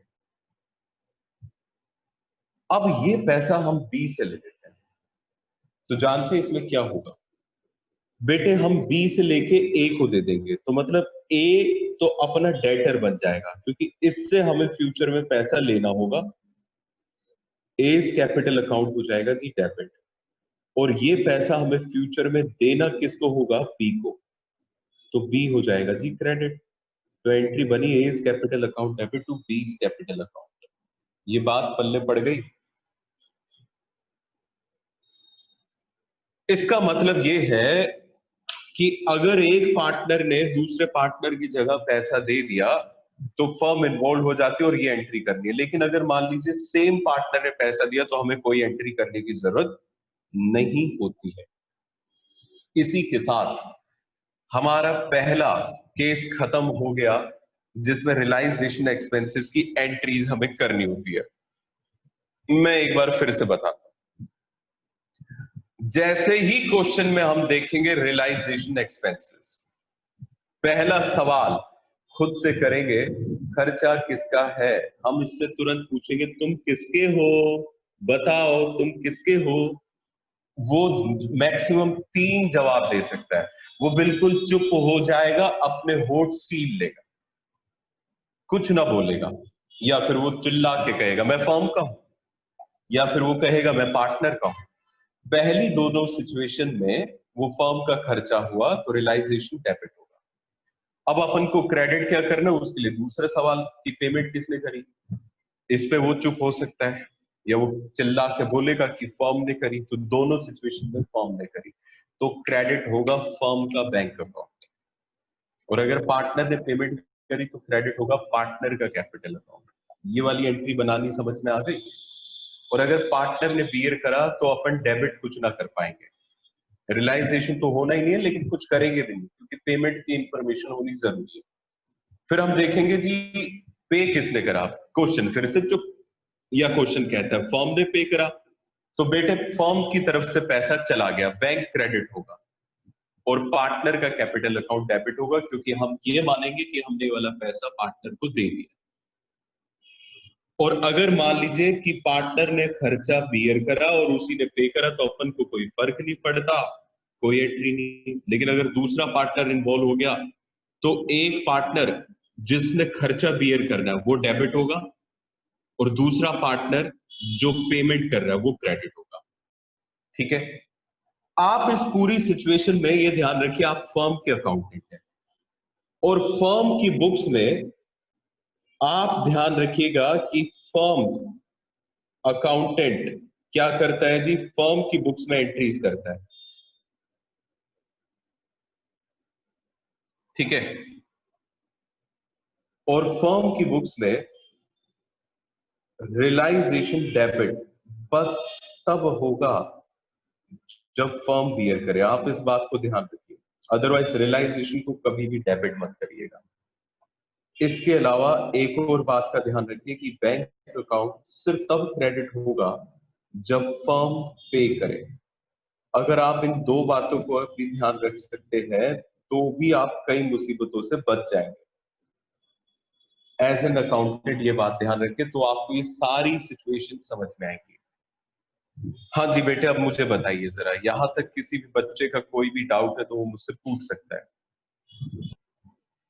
ओके बेटे, तो अब इसके बाद देखो जरा, इसमें मैं आपको कुछ एग्जाम्पल्स कराता हूं। ये एग्जाम्पल्स मैंने लिखे हुए हैं, ठीक है ना, और आपसे मैं आंसर करूंगा, be ready with your WhatsApp. ये रहे जी सबसे पहला एग्जाम्पल, रियलाइजेशन एक्सपेंसेस अमाउंटेड ₹3000। मेरे सभी बच्चे ध्यान देंगे, एक बात सुन लो बेटे ध्यान से और कान खोल के, कृष बनने की कोशिश ना करना, अपने आप को सुपर हीरो मत बनाना। मतलब ये कि आप चाहे आसान ट्रांजैक्शन देखें, आप चाहे मुश्किल ट्रांजैक्शन देखें, आप बेसिक को फॉलो करिएगा, सवाल पूछ के ही एंट्रीज करिएगा। अगर आपने बीच में कहीं पे भी जंप करने की सोची तो मैं आपको बता देता हूं, इसका कांटा पानी नहीं मांगता। मतलब यह है कि आपको पता भी ना चलेगा कि आपने गलती कब करी और आप पूरे एकदम एटीट्यूड में कहेंगे कि साहब मेरा बिल्कुल सही है और आप गलती करे बैठे होंगे। तो please follow the basic concept कि आप हमेशा सवाल जरूर करें। देखो जी, पहला, रियलाइजेशन एक्सपेंसेस अमाउंटेड ₹3000। पहला सवाल खुद से क्या करना है, सवाल ये करना है कि साहब बियर कौन कर रहा है, कुछ नहीं बताया हुआ, कुछ ना बताया हो तो रियलाइजेशन अकाउंट डेबिट हो जाएगा, ये लो। ठीक है, अगला सवाल करो, पे कौन करेगा। फिर से क्वेश्चन ने अपने होठ सी लिए, कुछ नहीं बोल रहा, तो पे कौन करेगा, फर्म। और अगर फर्म पे करेगा तो बैंक क्रेडिट होगा, तो जानते हैं एंट्री क्या बनी, realisation account debit to bank account. Directly entry मत करिएगा, डायरेक्टली डेबिट और क्रेडिट को रियलाइजेशन देखो रियलाइजेशन एक्सपेंस आसान है, बहुत आसान है, लेकिन आसान ये तब है जब इसे आप ना कंसेप्ट से करें। मतलब ये कि आप डेबिट और क्रेडिट दोनों से अलग अलग भिड़े, पहले डेबिट को निपटाएं फिर क्रेडिट को निपटाएं। आपने अगर ये सोचा कि दोनों को कह दो एक साथ आ जा, तो बेटे ये दोनों एक साथ बड़े ताकतवर हो जाते हैं, आपको पता भी ना चलेगा कि आप एक को घूसा मार रहे हो और पीछे से दूसरा आपको 3 घूसे मार देगा और आप लमलेट हो जाएंगे। तो ऐसी गलती ना करिएगा।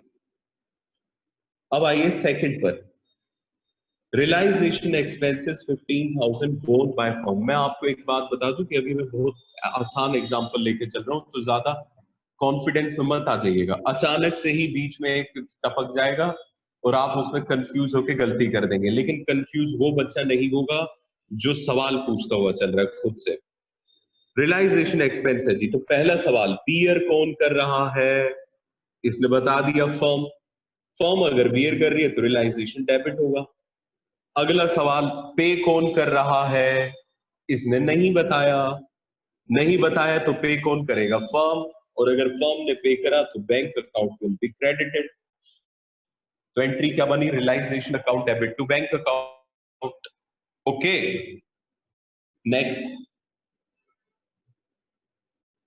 Realisation expenses ₹4,000 paid by partner A. Realisation expenses 4,000 रुपए के थे और इसकी पेमेंट करी है पार्टनर ए ने। ओके जी, सोचो अब जरा, पहला सवाल, भैया ये बताओ बियर कौन कर रहा है? क्वेश्चन एकदम चुप। अगर ना बोले तो मतलब कौन बियर कर रहा है जी? फर्म। तो रियलाइजेशन अकाउंट डेबिट 4,000 से। पे कौन कर रहा है? ये क्वेश्चन चिल्ला चिल्ला के कह रहा है कि पार्टनर ए पे कर रहा है। तो अगर पार्टनर ने पे करा तो अपना बैंक अकाउंट थोड़ी ना खाली कर देंगे। तो अब क्या आ जाएगा, टू एज कैपिटल अकाउंट। ओ सर, ऐसे करना है ये? हाँ बिल्कुल, अब जाके सही पकड़े हैं। आगे आइए, fourth example, dissolution expenses 3,000 borne by B. Dissolution expenses, अब तक तो रियलाइजेशन चल रहे थे, ये अचानक कहां से आ गया? तो मैंने आपको बता दिया था कि इसके और भी नाम है, डिसोल्यूशन और लिक्विडेशन। ठीक है, अब जरा ध्यान से, कहते हैं जी 3,000 का खर्चा और बी बियर कर रहा है। पहला सवाल करो बेटे, कौन बियर कर रहा है? पार्टनर। तो एक बात पता चल गई कि रियलाइजेशन को डेबिट नहीं करना। तो सर डेबिट क्या करें, वो तो देखना पड़ेगा। अब अगला सवाल करो। अगला सवाल है कि पेमेंट कौन कर रहा है? पेमेंट के बारे में चुप है, बिल्कुल नहीं बता रहा। तो इसका मतलब पेमेंट कौन कर रहा है? फर्म। तो एंट्री बनी, B's capital account debit to bank account 3,000। Very very good, बहुत बढ़िया बेटे, बहुत सही आंसर सारे आपकी तरफ से। अब आ जाओ, अब यहां से थोड़ा सा गहमा गहमी स्टार्ट हो जाएगी। Liquidation charges 7,000 were half borne by partner A. अब जरा इत्मीनान से पहला सवाल करो। हाँ, बियर कौन कर रहा है? इसमें कहा है आधा ए बियर कर रहा है। आधा कौन कर रहा है ये नहीं बताया, तो इसका मतलब वो आधा फर्म बियर कर रही होगी। इसका मतलब ये हुआ कि 7,000 का खर्चा आधा तो फर्म बियर कर रही है और आधा पार्टनर बियर कर रहा है। जितना फर्म बियर कर रही है उतने से तो अपन को रियलाइजेशन को डेबिट कर देना चाहिए। लो जी, कर दिया। Realisation account debit 3,500। ठीक है, अब आधा पार्टनर ने बियर करा, चलिए उसको हम अभी डेबिट नहीं कर सकते जब तक पेमेंट की इंफॉर्मेशन ना आ जाए। पेमेंट के बारे में इसने कुछ नहीं बताया, तो इसका मतलब पेमेंट कौन कर रहा है? पेमेंट कर रहा है फर्म। तो बैंक अकाउंट क्या हो जाएगा? क्रेडिट। और ए का कैपिटल भी अब आपको करना पड़ेगा डेबिट। तो एंट्री बनी, realisation debit, A's capital account debit to bank account. Why we have debited A's capital account? क्योंकि बेटे अब जानते हो ये कौन सी सिचुएशन बन गई, bone by partner paid by firm. बस ऐसी ही सिचुएशन में आपको एंट्री करनी होती है, यही तो मैंने अभी आपको बताया था। ये देखो जरा, क्या बताया था आपको कि बेटे सिचुएशन कौन सी हो, borne by partner and paid by firm, बस तभी एंट्री होती है A's capital to bank. Done. Next example पर आ जाइए। ये लो जी नेक्स्ट एग्जांपल, देखते हैं कि इसे कौन बच्चा सही बता पाता है। देखो, डिसोल्यूशन एक्सपेंसेस है 10,000 worth 30% borne by A and full amount paid by A. कह रहे जी 10,000 का खर्चा आया, 30% ए बियर कर रहा है और पेमेंट कर रहा है जी बी ए पूरा। अब सुनो ध्यान से, पहले डेबिट से निपटो फिर क्रेडिट का आना, दोनों को एक साथ बुला लिया तो आफत रहेगी। रियलाइजेशन एक्सपेंस है 10,000, पहले तो पूछो कौन बियर कर रहा है? कहते हैं जी 30% ए। तो इसका मतलब 70% किसने बियर करा? फर्म ने। ए जो बियर कर रहा है वो हो सकता है कि कैपिटल अकाउंट डेबिट हो सकता है कि ना हो। एक बात तो पक्की है, रियलाइजेशन अकाउंट तो डेबिट होगा, और कितने से? 7,000 से। देखिए रियलाइजेशन अकाउंट डेबिट हो गया 7,000 से, क्योंकि अगर 30% ए ने बियर करा तो 70% किसके हिस्से में जाएगा? फर्म के में जाएगा ना। अब आ जाइए पेमेंट पे, कहते जी सारा का सारा अमाउंट पे किसने करा है? ए ने।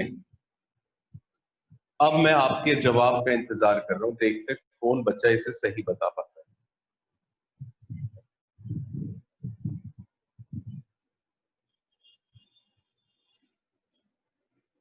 बच्चे का कहना है realization debit, A debit to A, ये कोई एंट्री हुई?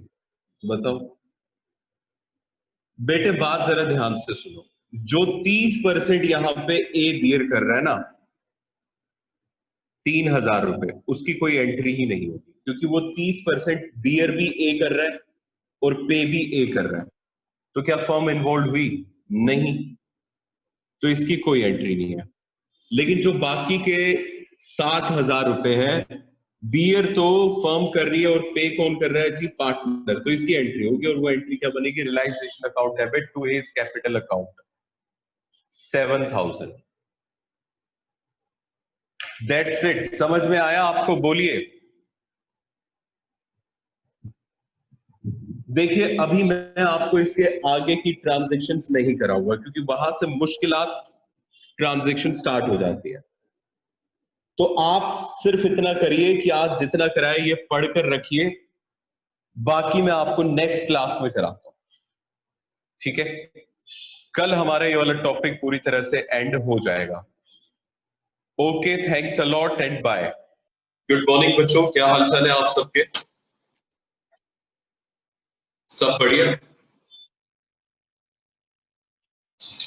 हाँ जी बेटे, देखिए जरा, हमने एक अपना टॉपिक स्टार्ट किया हुआ था, रियलाइजेशन एक्सपेंसेस की जर्नल एंट्री। मैं एक बार झटपट आपको रिवीजन करा दूं और फिर आपको आगे कराता हूं जी। देखिए रियलाइजेशन एक्सपेंसेस के बारे में मैंने आपको बताया, कोई भी ऐसा खर्चा जो कि बिजनेस को बंद करने में किया जाता है वो रियलाइजेशन एक्सपेंस होता है। इसके दो नाम और भी हैं, डिसोल्यूशन और लिक्विडेशन। इसमें हमें दो तरीके से जर्नल एंट्रीज को सीखना है। पहला केस ये है, पहला तरीका ये है कि आपको सिर्फ और सिर्फ ट्रांजैक्शन में रियलाइजेशन एक्सपेंस देखने को मिले, और दूसरा केस ये है कि आपको रियलाइजेशन एक्सपेंस के साथ साथ पार्टनर का रेम्युनरेशन भी देखने को मिले। ठीक है जी। पहला केस हमने पूरा कंप्लीट कर लिया है। इसमें मैंने आपको बताया कि देखिए, इसमें एक समस्या ये होती है कि हमें ये नहीं पता चल पाता कि रियलाइजेशन का जो खर्चा है वो कौन बियर कर रहा है और रियलाइजेशन का खर्चा कौन पे कर रहा है। इस समस्या का समाधान करने के लिए मैंने आपको यहाँ पे बताया कि आप अपने आप से दो सवाल करें। पहला कि कौन बियर कर रहा है, हो सकता है कि कोई इंफॉर्मेशन ना हो सकता है कि वो ये बताए कि फर्म बियर कर रहा है। दोनों सिचुएशन में फर्म ही बियर करता है तो रियलाइजेशन को डेबिट कर दीजिएगा। तीसरी सिचुएशन है कि अगर पार्टनर बियर कर रहा हो, अगर पार्टनर बियर कर रहा हो तो मेरे बच्चों हमें इसमें ये पता चल जाता है कि रियलाइजेशन डेबिट नहीं करना, क्योंकि फर्म का खर्चा लिया है। बाकी डेबिट क्या करना है क्या नहीं ये अभी पता नहीं चल पाता। फिर हमने दूसरा सवाल अपने आप से ये करना होता है कि पेमेंट कौन कर रहा है। तो पेमेंट हो सकता है कि कर रहा होगा पार्टनर, हो सकता है फर्म, और हो सकता है कि कोई इंफॉर्मेशन ना हो। अगर फर्म ने पे करा तो आप बैंक अकाउंट को क्रेडिट करेंगे, और अगर मान लीजिए कि कोई इंफॉर्मेशन नहीं है तब भी आप ये मानेंगे कि फर्म ने ही पे किया, मतलब उसमें भी बैंक अकाउंट क्रेडिट होगा। लेकिन अगर मान लीजिए कि किसी पार्टनर ने पे किया तो बैंक अकाउंट क्रेडिट नहीं होगा। ठीक है जी। मतलब मैं आपको इस तरीके से पढ़ा रहा हूं, दो चीजें एक साथ। रियलाइजेशन एक्सपेंसेस में पहला सवाल क्या था? Borne by whom. दो चीजें एक साथ चलेंगी, नो इंफॉर्मेशन ऑफ फर्म, और पार्टनर अलग चलेगा। अगर मान लीजिए कि बियर कर रहा है फर्म, तो आप रियलाइजेशन को डेबिट करेंगे। फिर आप अपना आपसे अगला सवाल करेंगे कि भाई साहब पे कौन कर रहा है?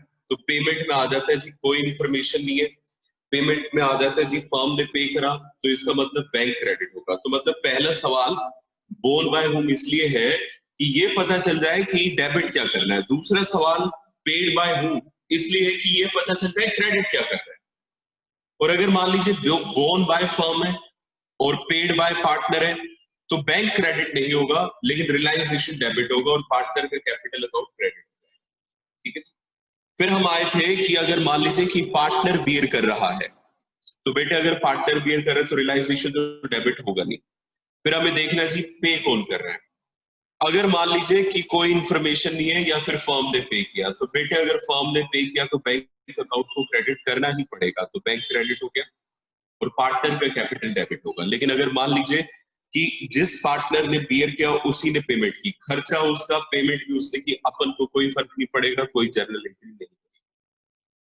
खर्चा पार्टनर ए का लेकिन पार्टनर बी ने पेमेंट कर दी तो बेटे जिसका खर्चा होगा हमें उससे पैसा लेना होगा, वो डेटर बन जाएगा, डेबिट हो जाएगा। और जिस व्यक्ति ने जिस पार्टनर ने पैसा दिया होगा उसे आपको करना पड़ेगा क्रेडिट, वो आपके लिए लायबिलिटी बन जाएगी। इतनी बातें मैंने करा के आपको कुछ एग्जाम्पल भी बताए थे। अब आप आ जाइए केस नंबर 2 पर, लिखिए जरा। अगर पार्टनर का रेम्युनरेशन भी गिवन है, केस 2 हम ऐसी ट्रांजैक्शंस की बात कर रहे हैं केस 2 में जिसमें रियलाइजेशन एक्सपेंसेस के साथ साथ पार्टनर का रेम्युनरेशन भी गिवन होगा।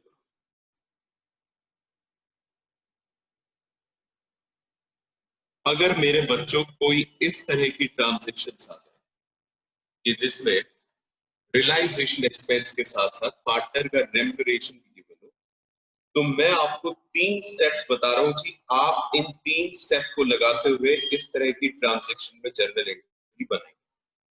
पहला स्टेप है जर्नल एंट्री।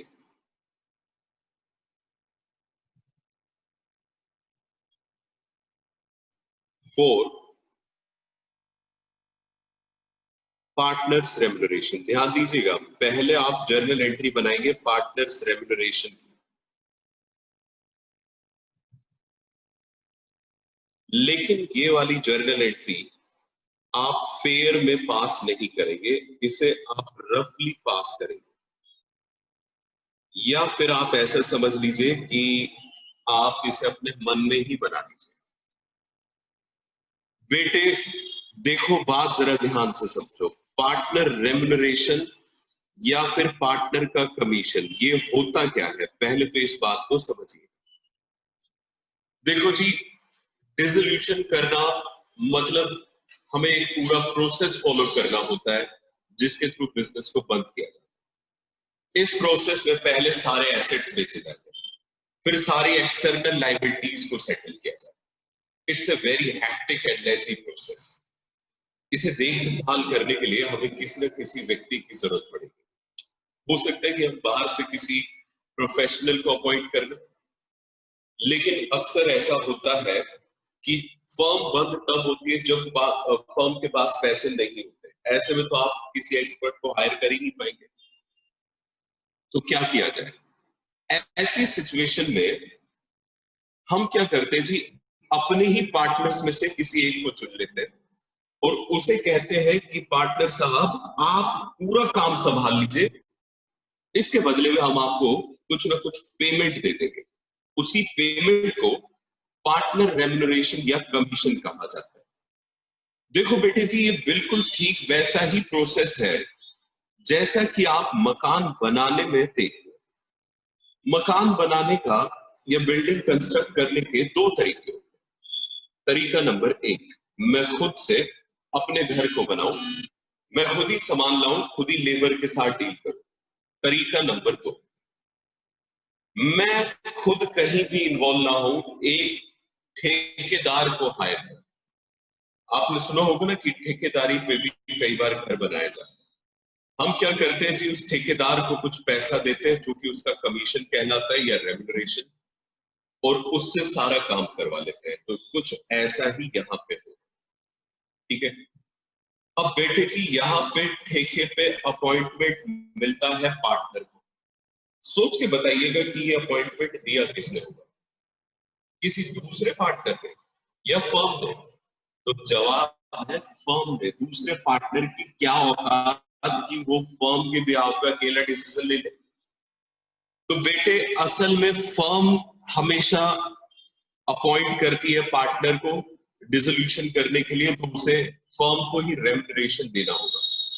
मतलब मैं आपसे ये कहना चाह रहा हूं कि देखो पार्टनर का जो रेम्युनरेशन है ये रियलाइजेशन एक्सपेंसेस की तरह उलझा हुआ नहीं है, ये सुलझा हुआ है।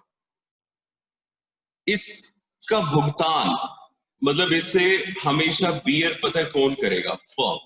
कोई दूसरा पार्टनर बियर नहीं करेगा, क्योंकि ये फर्म बियर करेगी तो ये बात पक्का हो गई कि रियलाइजेशन अकाउंट ही डेबिट होगा। क्योंकि अगर फर्म का खर्चा है तो आप हमेशा ही रियलाइजेशन अकाउंट को डेबिट करते हैं, तो रियलाइजेशन अकाउंट डेबिट हो गया।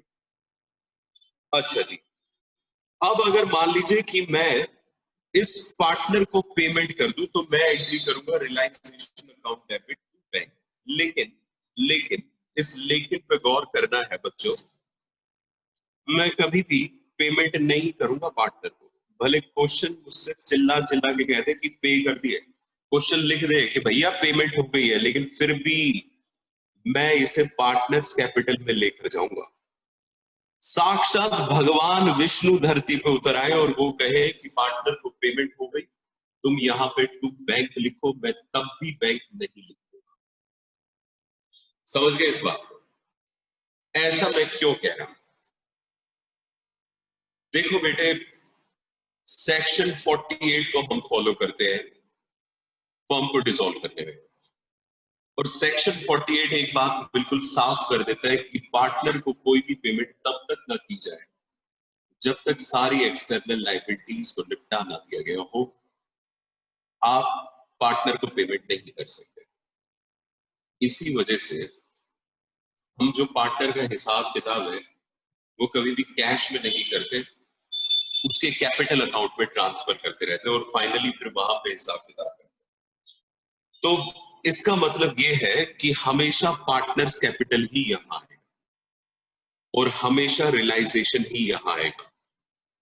बेटे अब मेरी बात को जरा और गौर से सुनना। अगर पार्टनर की रेम्युनरेशन आपको क्वेश्चन में आ जाए तो कुछ भी नहीं सोचना, 99.99%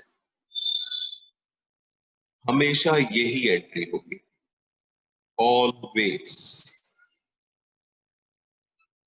ठीक है सर, 100% क्यों नहीं लिखा? अभी बता रहा हूं, शांति रखो थोड़ी सी, देखो सर। बेटे पहले तो समझो कि यही एंट्री क्यों होगी। देखो जी, रियलाइजेशन हमेशा ही डेबिट होगा क्योंकि इसे कोई और पार्टनर बियर नहीं करेगा, खर्चा क्योंकि ये फर्म का ही रहेगा, तो रियलाइजेशन को ही हमेशा हमें क्या करना पड़ेगा? डेबिट। तो रियलाइजेशन अकाउंट डेबिट हमेशा किस वजह से हो रहा है?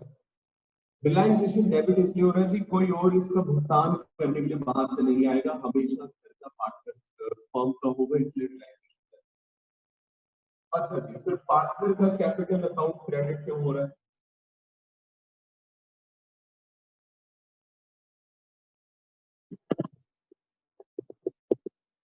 बेटे पार्टनर का कैपिटल अकाउंट क्रेडिट इसलिए हो रहा है क्योंकि हम हमेशा ही कैपिटल अकाउंट में, तो मतलब क्वेश्चन कुछ भी कहता रहे, आप तो हमेशा रेम्युनरेशन के लिए क्या करेंगे? यही एंट्री है और ये फिक्स एंट्री हमेशा यही एंट्री बनेगी, रियलाइजेशन अकाउंट है पार्टनर्स कैपिटल अकाउंट, और इसमें नरेशन लिख देंगे बी, रेम्युनरेशन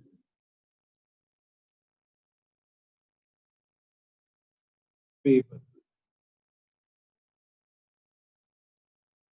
टू पार्टनर। हमें पार्टनर को रेम्युनरेशन देना है, बस ये बात। ओके,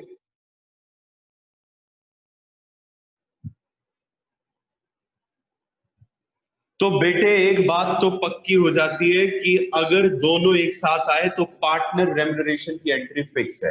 अब मैं आता हूं कि 99.99 मैंने क्यों लिखवाया। कई बार क्वेश्चन आपको इस तरीके से टेस्ट करेगा, वो जानते क्या कहेगा कि जो पार्टनर का रेम्युनरेशन था, पार्टनर उसके बदले में फर्नीचर ले गया। फर्नीचर ले गया। हाँ बेटे, ये भी पॉसिबल है कि वो पैसा ना ले जाए, कोई एसेट ले जाए। अब देखो हमारा सेक्शन 48 क्या कहता है कि कोई भी पेमेंट ना की जाए पार्टनर को। वो ये नहीं कहता कि पार्टनर कोई एसेट नहीं ले जा सकता। आप समझ रहे हैं इस बात को? सेक्शन 48 ये तो कहता है कि कोई भी पेमेंट तब तक ना करे पार्टनर को जब तक एक्सटर्नल लायबिलिटी ना हो जाए पूरी तरह से पे।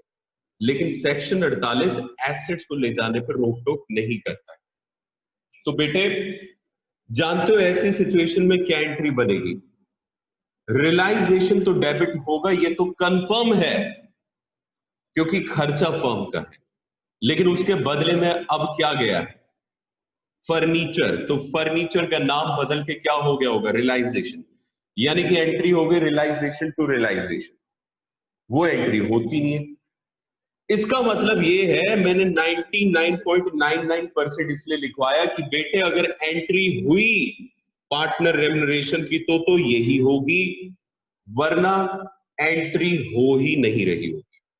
समझ गए इस बात को? ये मेरी तरफ से पार्टनर रेम्युनरेशन पूरी तरह से क्लोज।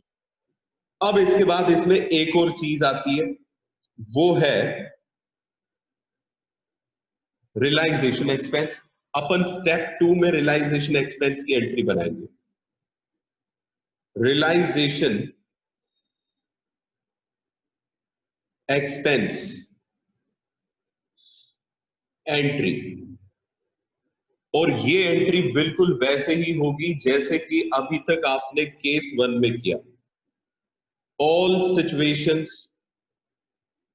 एज पर केस 1, आप उसी के हिसाब से यहां पे एंट्री बनाएंगे। ठीक है? मतलब ये कि आप क्या करने वाले हैं, जैसे ही क्वेश्चन में रियलाइजेशन एक्सपेंस और पार्टनर रेम्युनरेशन आपको देखने को मिल जाए तो आप क्या करेंगे? ध्यान से सुनिए। पार्टनर रेम्युनरेशन के लिए सबसे पहले ये वाली एंट्री बना दीजिएगा, कुछ सोचना ही नहीं है। और फिर उसके बाद आप एंट्री बनाएंगे किसके लिए? रियलाइजेशन एक्सपेंस के लिए। लेकिन इसके साथ भी ब्रैकेट पे लिख लीजिए इन रफ। बेटे ये जो पहली दो एंट्रीज है ये फेयर एंट्री नहीं है, ये आप रफ में ही बनाएंगे। ठीक है? अब स्टेप 3 में हम अपनी फाइनल एंट्री पास करेंगे। लिखिए pass final entry by the combination of step 1 and step 2। अब आप अपनी फाइनल एंट्री बनाइएगा, और वो किसके कॉम्बिनेशन से बनाएंगे? स्टेप 1 और स्टेप 2 के कॉम्बिनेशन से।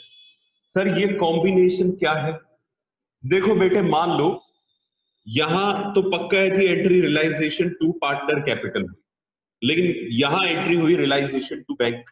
तो आप कॉमन देख लो क्या आ रहा है दोनों एंट्रीज में? रियलाइजेशन आ रहा है और दोनों डेबिट हो रहे हैं। तो डेबिट को तो कर देंगे प्लस, तो realisation debit to partner capital to bank, ये कंबाइंड एंट्री बन गई।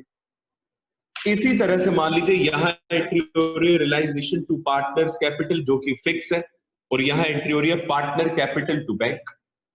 तो बेटे अभी भी कुछ कॉमन आ रहा है क्या? जवाब है हाँ, पार्टनर कैपिटल। लेकिन एक जगह पार्टनर कैपिटल क्रेडिट हुआ, अगली एंट्री में वो डेबिट हुआ। तो बेटे यहां पे आपको क्या करना पड़ेगा? उन्हें लेस करना पड़ेगा। इसका मतलब ये है कि मुझे रियलाइजेशन एक्सपेंस और पार्टनर रेम्युनरेशन के लिए अपने आंसर में देनी तो बस एक ही एंट्री है, लेकिन मैं उन्हें दो अलग अलग एंट्रीज बना के पहले सोचूंगा और उसके बाद एक एंट्री बनाऊंगा। ठीक है जी? बस बेटे ये रियलाइजेशन एक्सपेंस था। अब आप जल्दी से अपनी बुक ओपन कर लीजिए, हम उसके कुछ क्वेश्चंस करेंगे जिससे कि आपको सारी बातें बहुत अच्छे से क्लियर हो जाएगी। बस बेटे जी अब खत्म समझो ये टॉपिक। आप जल्दी से निकाल लीजिएगा क्वेश्चन नंबर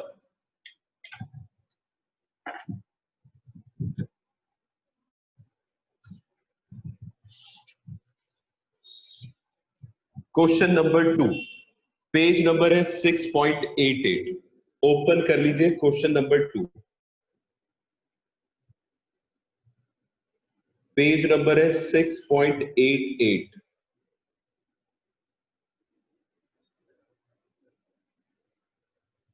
आज हमारा डिसोल्यूशन का चैप्टर पूरी तरह से खत्म है, ठीक है। कल से मैं आपको रिवीजन कराऊंगा। आप अगर आना चाहे देखिए, क्योंकि 2 ही दिन का समय है, अगर आप आना चाहे तो आ जाइएगा, वरना आपकी मर्जी है, मुझे कोई प्रॉब्लम नहीं है, ठीक है। लेकिन ये पूरा कर लीजिए। देखिए अब जरा सेकंड, बस इतनी मैं आपको एश्योरेंस देता हूं कि कल से मैं कोई नई चीज नहीं कराऊंगा। जर्नल एंट्रीज हमें करनी है। सेकंड क्वेश्चन है बेटे, सबसे पहली एंट्री पढ़ो। एक्सपेंसेस ऑफ रियलाइजेशन है 8,000 रुपए। अब बेटे जवाब देने के लिए रेडी रहना, ठीक है ना। ये बताओ जरा, इसमें बियर कौन कर रहा है? बियर कौन कर रहा है? देखने से सर पता नहीं चल रहा, तो मतलब बोन को लेके नो इन्फॉर्मेशन। तो अगर ये नहीं पता चल रहा कौन बियर कर रहा है, तो इसका मतलब ये कि बियर किया है फर्म ने, और अगर फर्म ने बियर करा तो अपन को रियलाइजेशन अकाउंट को डेबिट करना ही पड़ेगा, ठीक है। बेटे आसान से आसान एंट्री पे भी लॉजिक मत छोड़ना, लापरवाही मत बरतना। रियलाइजेशन एक्सपेंस का काटा पानी नहीं मांगता, मैं बता चुका हूं इस बात को। अब क्रेडिट के लिए देखना होता है paid by. Again question is silent on this question. वो नहीं बता रहा कि किसने पे करा है, तो क्या माना जाए किसने पे करा है? फर्म ने।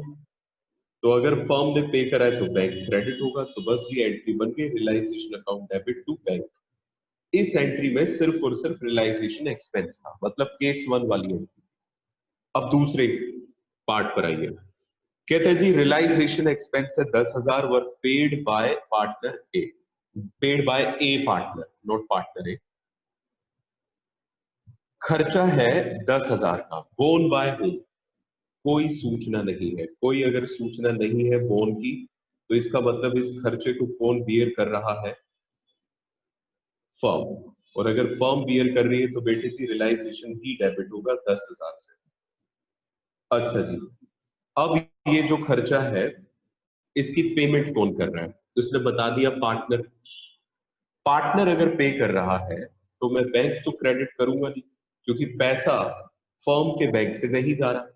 मैं पार्टनर को क्रेडिट करूंगा और उसे अपनी लायबिलिटी मानूंगा, क्योंकि उसने मेरा खर्चा आज दिया है, तो मैं इसे ही वापसी करूंगा फ्यूचर में। क्योंकि पार्टनर का नाम केवल नहीं है, तो हम यूज करेंगे पार्टनर्स कैपिटल अकाउंट। ओके, पल्ले पड़ गई ये भी बात। अब आइए थर्ड पर। रियलाइजेशन एक्सपेंस है 12,000 रुपए के, were to be met by Tushar A partner, but were paid by the firm.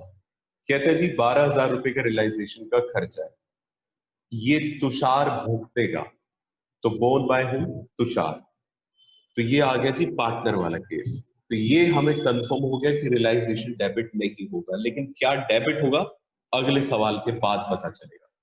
अगला सवाल है पेड बाय हूं। कहता है जी पे किया है फर्म ने, तो क्या इसमें फर्म इन्वॉल्व है?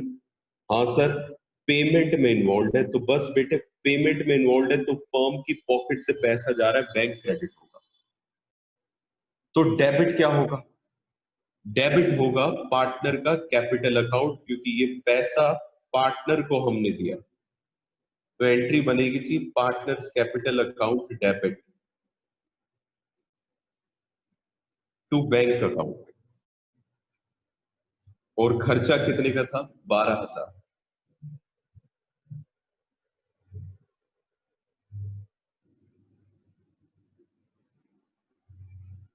Fourth transaction, Suresh, a partner, was paid remuneration of rupees 10,000 and he was to meet all expenses. कहते जी सुरेश एक पार्टनर है और उसे रेम्युनरेशन दी गई है। ध्यान दीजिएगा, यहाँ रियलाइजेशन एक्सपेंस नहीं है, सिर्फ रेम्युनरेशन। हमने उसे एक रेम्युनरेशन दी क्योंकि वो सारे खर्चे बियर कर रहा था और खर्चे का अमाउंट नहीं बताया, तो सिर्फ रेम्युनरेशन है। बेटे जी इससे आसान तो हमारे लिए क्या हो सकता है? रेम्युनरेशन तो अगर आ जाए तो देखते ही खा जाओ, ये तो रसगुल्ला है। एक ही एंट्री है जी रेम्युनरेशन की, इस पूरे जहान में बस एक ही एंट्री है रेम्युनरेशन को लेकर, realisation account debit to partners capital account. किस्सा ही खत्म। ठीक है, और ये कितने अमाउंट से हो जाएगी जी एंट्री? 10,000 से। चलिए अब नेक्स्ट ट्रांजैक्शन नंबर है 5। देखिए जरा ध्यान से, 5th और 6th में हल्का सा दिमाग लगेगा, हालांकि यकीन मानिए मुश्किल तो ये भी नहीं है, बहुत आसान है। आप देखिए जरा 5th, Veeru A partner was paid remuneration of 15,000 and he was to meet all expenses। कहते हैं भाई साहब वीरू नाम का अपना एक पार्टनर था और इसे हम 15,000 रुपए का रेम्युनरेशन देंगे। ठीक है जी, बात सिर्फ यहां खत्म नहीं हुई। और कहते हैं जी जितने भी रियलाइजेशन के खर्चे होंगे ना वीरू ही भुगतेगा। ये वाली लाइन एक और बात क्लियर करती है कि realisation expense will be borne by Veeru. अब कहता है एक्चुअल एक्सपेंस हुए 20,000 के, which were paid by firm. तो बेटे इसमें रियलाइजेशन एक्सपेंस भी है, रेम्युनरेशन भी है। मैंने आपको बताया कि स्टेप 1 पहले आप क्या करें, रफ में, ये है ना मैं रफ में काम कर रहा हूं, आप क्या करें जी, पहले तो एंट्री बना ले रेम्युनरेशन के लिए। वो एंट्री बनेगी realisation account debit to partners capital. ये एंट्री कर लीजिए पहले तो रफ में। ठीक है, अच्छा जी, realization account debit to partners capital, और कितना अमाउंट आएगा इसमें? 15,000 रुपए। ये एंट्री पता है किस चीज के लिए हुई है? रेम्युनरेशन के लिए। अब रियलाइजेशन एक्सपेंस, इसमें अपने आप से सवाल करें, खर्चा बियर कौन कर रहा है? वीरू। तो रियलाइजेशन डेबिट नहीं होगा, ये पता चल गया। अच्छा, पेमेंट कौन कर रहा है? फर्म। तो इसका मतलब बैंक क्रेडिट होगा, और डेबिट क्या होगा? वीरू। हम इसे ऐसा मानेंगे कि हमने वीरू को पैसा उधार दिया, तो वीरू अपना डेटर बन गया। एंट्री बनी Veeru's capital account debit to bank account, और ये अमाउंट आएगा 10,000 रुपए, सॉरी 20,000। रियलाइजेशन एक्सपेंस थे जी 20,000। अब बेटे देखो जरा, ये वीरू का कैपिटल था, यहाँ पे पार्टनर कैपिटल लिखा था। अब इन दोनों एंट्रीज को कंबाइन करो, क्या कुछ कॉमन दिख रहा है? बस उस कॉमन को पकड़ लो। वीरू दिख रहा है जी, वीरू डेबिट है 20 से, ये लो जी डेबिट और क्रेडिट कट गए, तो डेबिट बच गया 5,000 से। तो एंट्री जानते हो क्या बनेगी? रियलाइजेशन डेबिट होगा 15,000, वीरू डेबिट होगा 5,000, और बैंक क्रेडिट होगा 20,000। ये हमारी फाइनल एंट्री। मैं लिख देता हूं जी इसे एंट्री। एंट्री क्या बनी है? रियलाइजेशन अकाउंट डेबिट 15,000 रुपए, वीरूज कैपिटल अकाउंट। देखिए मैंने दोनों एंट्री का रिजल्ट निकाल लिया कि वीरू असल में दोनों एंट्री में, एक में डेबिट और एक में क्रेडिट है, तो नेट 5,000 से डेबिट है। तो realisation debit Veeru's capital account debit to bank account 20,000। इस तरीके से काम करना है जी जब हम कंबाइन करेंगे पहले और दूसरे स्टेप को।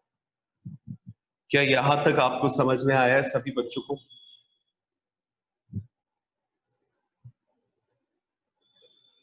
लो बेटे जी, लास्ट ट्रांजैक्शन है सेकंड क्वेश्चन की। क्वेश्चन नंबर है 7, पॉइंट नंबर है जी 7, ट्रांजैक्शन 7, सॉरी। गौरी एक पार्टनर है, was allowed A remuneration, sorry sorry sorry, I think 6th पे है हम, अभी 7th पे नहीं है, 6th है जी, 6th। रियलाइजेशन एक्सपेंसेस है जी 15,000 के, वर पेड बाय द फर्म।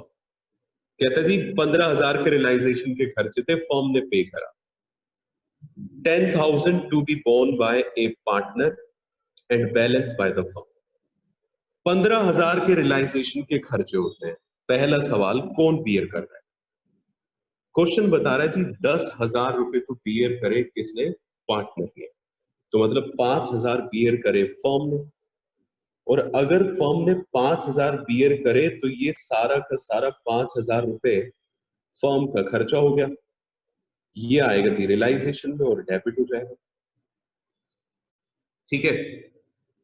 अच्छा, अब बात करते हैं 10,000 के बारे में। कौन बियर कर रहे हैं?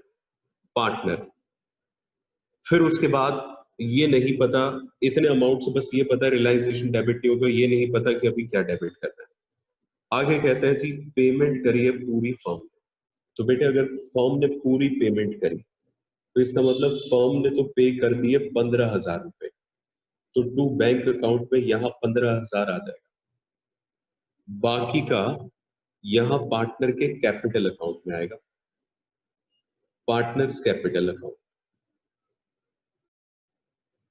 डेबिट। कितना आएगा जी? 10,000। समझ में आई बात? लास्ट ट्रांजेक्शन देखिए 7। गौरी एक पार्टनर है जिसे रेम्यूनरेशन दिया जा रहा है 25,000 and he was to meet all expenses. और गौरी सारा खर्चा भी बियर करेगा। फर्म ने एक्सपेंस पे किए हैं 5,000 रुपए। अच्छा जी, तो देखिए पहले तो है रेम्यूनरेशन को लेके। अब देखिए हमें ये वाली एंट्रीज ऐसे नहीं करनी है जैसे मैंने पहले दो बना के दिखाई। अब मेंटली बनाइए दो एंट्रीज, लिख कर नहीं करने ना, टाइम वेस्ट होगा। बेटे अगर गौरी को हम रेम्यूनरेशन दे रहे हैं तो realisation account debit to Gauri's capital account 25,000। Remuneration को अब हटा दो। Come to expense. कहते हैं जी फर्म पेड एक्सपेंस ऑफ 5,000। सवाल ये है कि इसे बियर कौन कर रहा है? क्या क्वेश्चन ने बताया? बताया है। He was to meet all expense. Who is he? Gauri. इसे गौरी बियर कर रहा था। तो गौरी बियर कर रहा है तो ये तो पक्का रियलाइजेशन डेबिट नहीं होगा। पेमेंट क्योंकि कर रहा है फर्म, तो बेटे एंट्री बनेगी Gauri's capital account debit to bank. पहली एंट्री है रियलाइजेशन टू गौरी 25,000। दूसरी एंट्री है Gauri to bank 5,000। Gauri common है दोनों में। गौरी क्रेडिट हुआ 25 से, गौरी डेबिट हुआ 5 से। इसका मतलब ये कि गौरी 20,000 से क्रेडिट होगा। ठीक है जी, नेट कर दिया।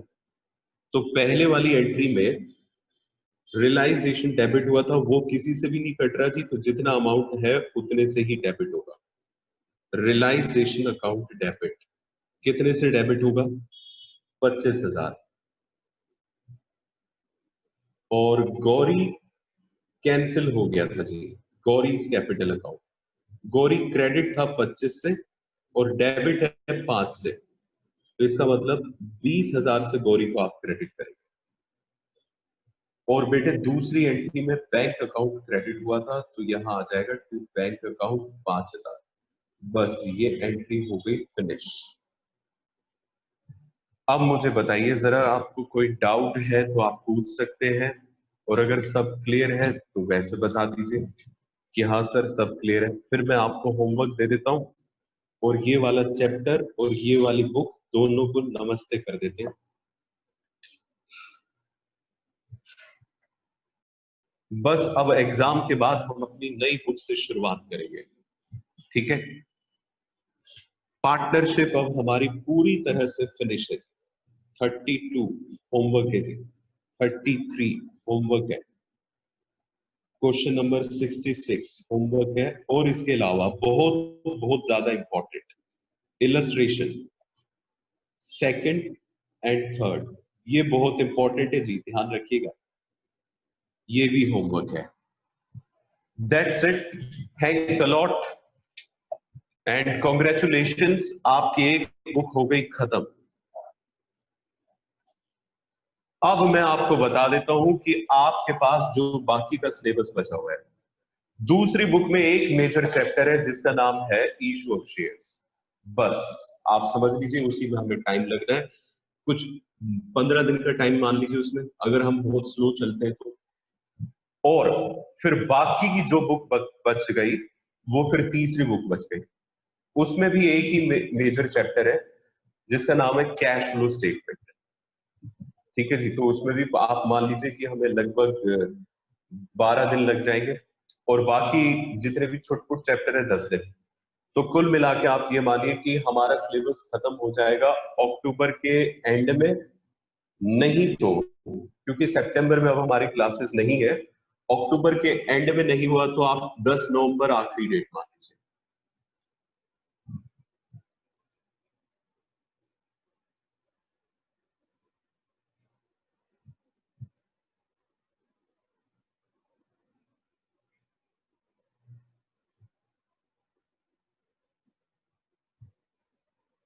देखिए मैं आपको बता दूं कि मेरे पास है ना, अब ये जो थर्ड पार्ट है उसकी रिकॉर्डेड क्लासेस है जी पहले से ही। तो वो तो अब आपके ऊपर डिपेंड करेगा आप कितना फास्ट करते हो, ठीक है। मैं तो आप कहोगे तो मैं तो पेपरों के दौरान भेज दूंगा क्लासेस, कर देते हैं सिलेबस को जल्दी खत्म, लेकिन आप ऐसा नहीं चाहेंगे। तो लेट्स बी पेशेंट, सिलेबस हो जाएगा, घबराइए मत। सुजल का क्वेश्चन है कि सर अगर रेम्युनरेशन पेबल 10,000 है और he took over stock of 9,000 as his remuneration, तो 1,000 लेफ्ट की कोई एंट्री नहीं होगी। सुजल ध्यान से समझिए, रेम्युनरेशन 10,000 है और वो स्टॉक 9,000 का ले गया। अगर क्वेश्चन कहता है इन फुल सेटलमेंट तो कोई एंट्री नहीं है, लेकिन अगर फुल सेटलमेंट शब्द यूज नहीं है तो बेटे 10,000 की रेम्युनरेशन के बदले में 9,000 पे तो 1,000 की कमी है, तो एक एंट्री होगी रियलाइजेशन टू पार्टनर्स कैपिटल 1,000। समझ गए? और अगर फुल सेटलमेंट लिखा होता तो कोई एंट्री नहीं होती। Okay, thank you very very much बेटे, जितने शानदार तरीके से आप सभी ने मेहनत से पार्टनरशिप की है, ऐसे ही कंपनी अकाउंट्स करिएगा। आपकी क्लास के वो नालायक बच्चे जिन्होंने बोर होके या फिर थक के पढ़ना अभी छोड़ दिया था, उन सबको भी इन्फॉर्म कर दीजिएगा, ठीक है, कि एग्जाम्स के बाद हमारी नई बुक स्टार्ट होगी। एंड प्लीज कंपनी अकाउंट्स अपने आप में बहुत इंपॉर्टेंट है, उस पर भी आप ध्यान देंगे। और आप इसी तरह से मेहनत करते रहिए, क्योंकि आप जितने भी बच्चे अटेंड कर रहे हैं इस क्लास को, आई एम श्योर कि आप रेगुलर है क्लास के अंदर, तो बेटे जी आपके पास रिजल्ट भी वैसे ही आएंगे। Okay bye, thanks a lot. और कल अगर आपको अटेंड करना हो डाउट्स के लिए तो आ जाइएगा, वरना आप अपनी तैयारी कीजिए, मेरी तरफ से कोई आपको प्रॉब्लम नहीं होगी। Okay bye.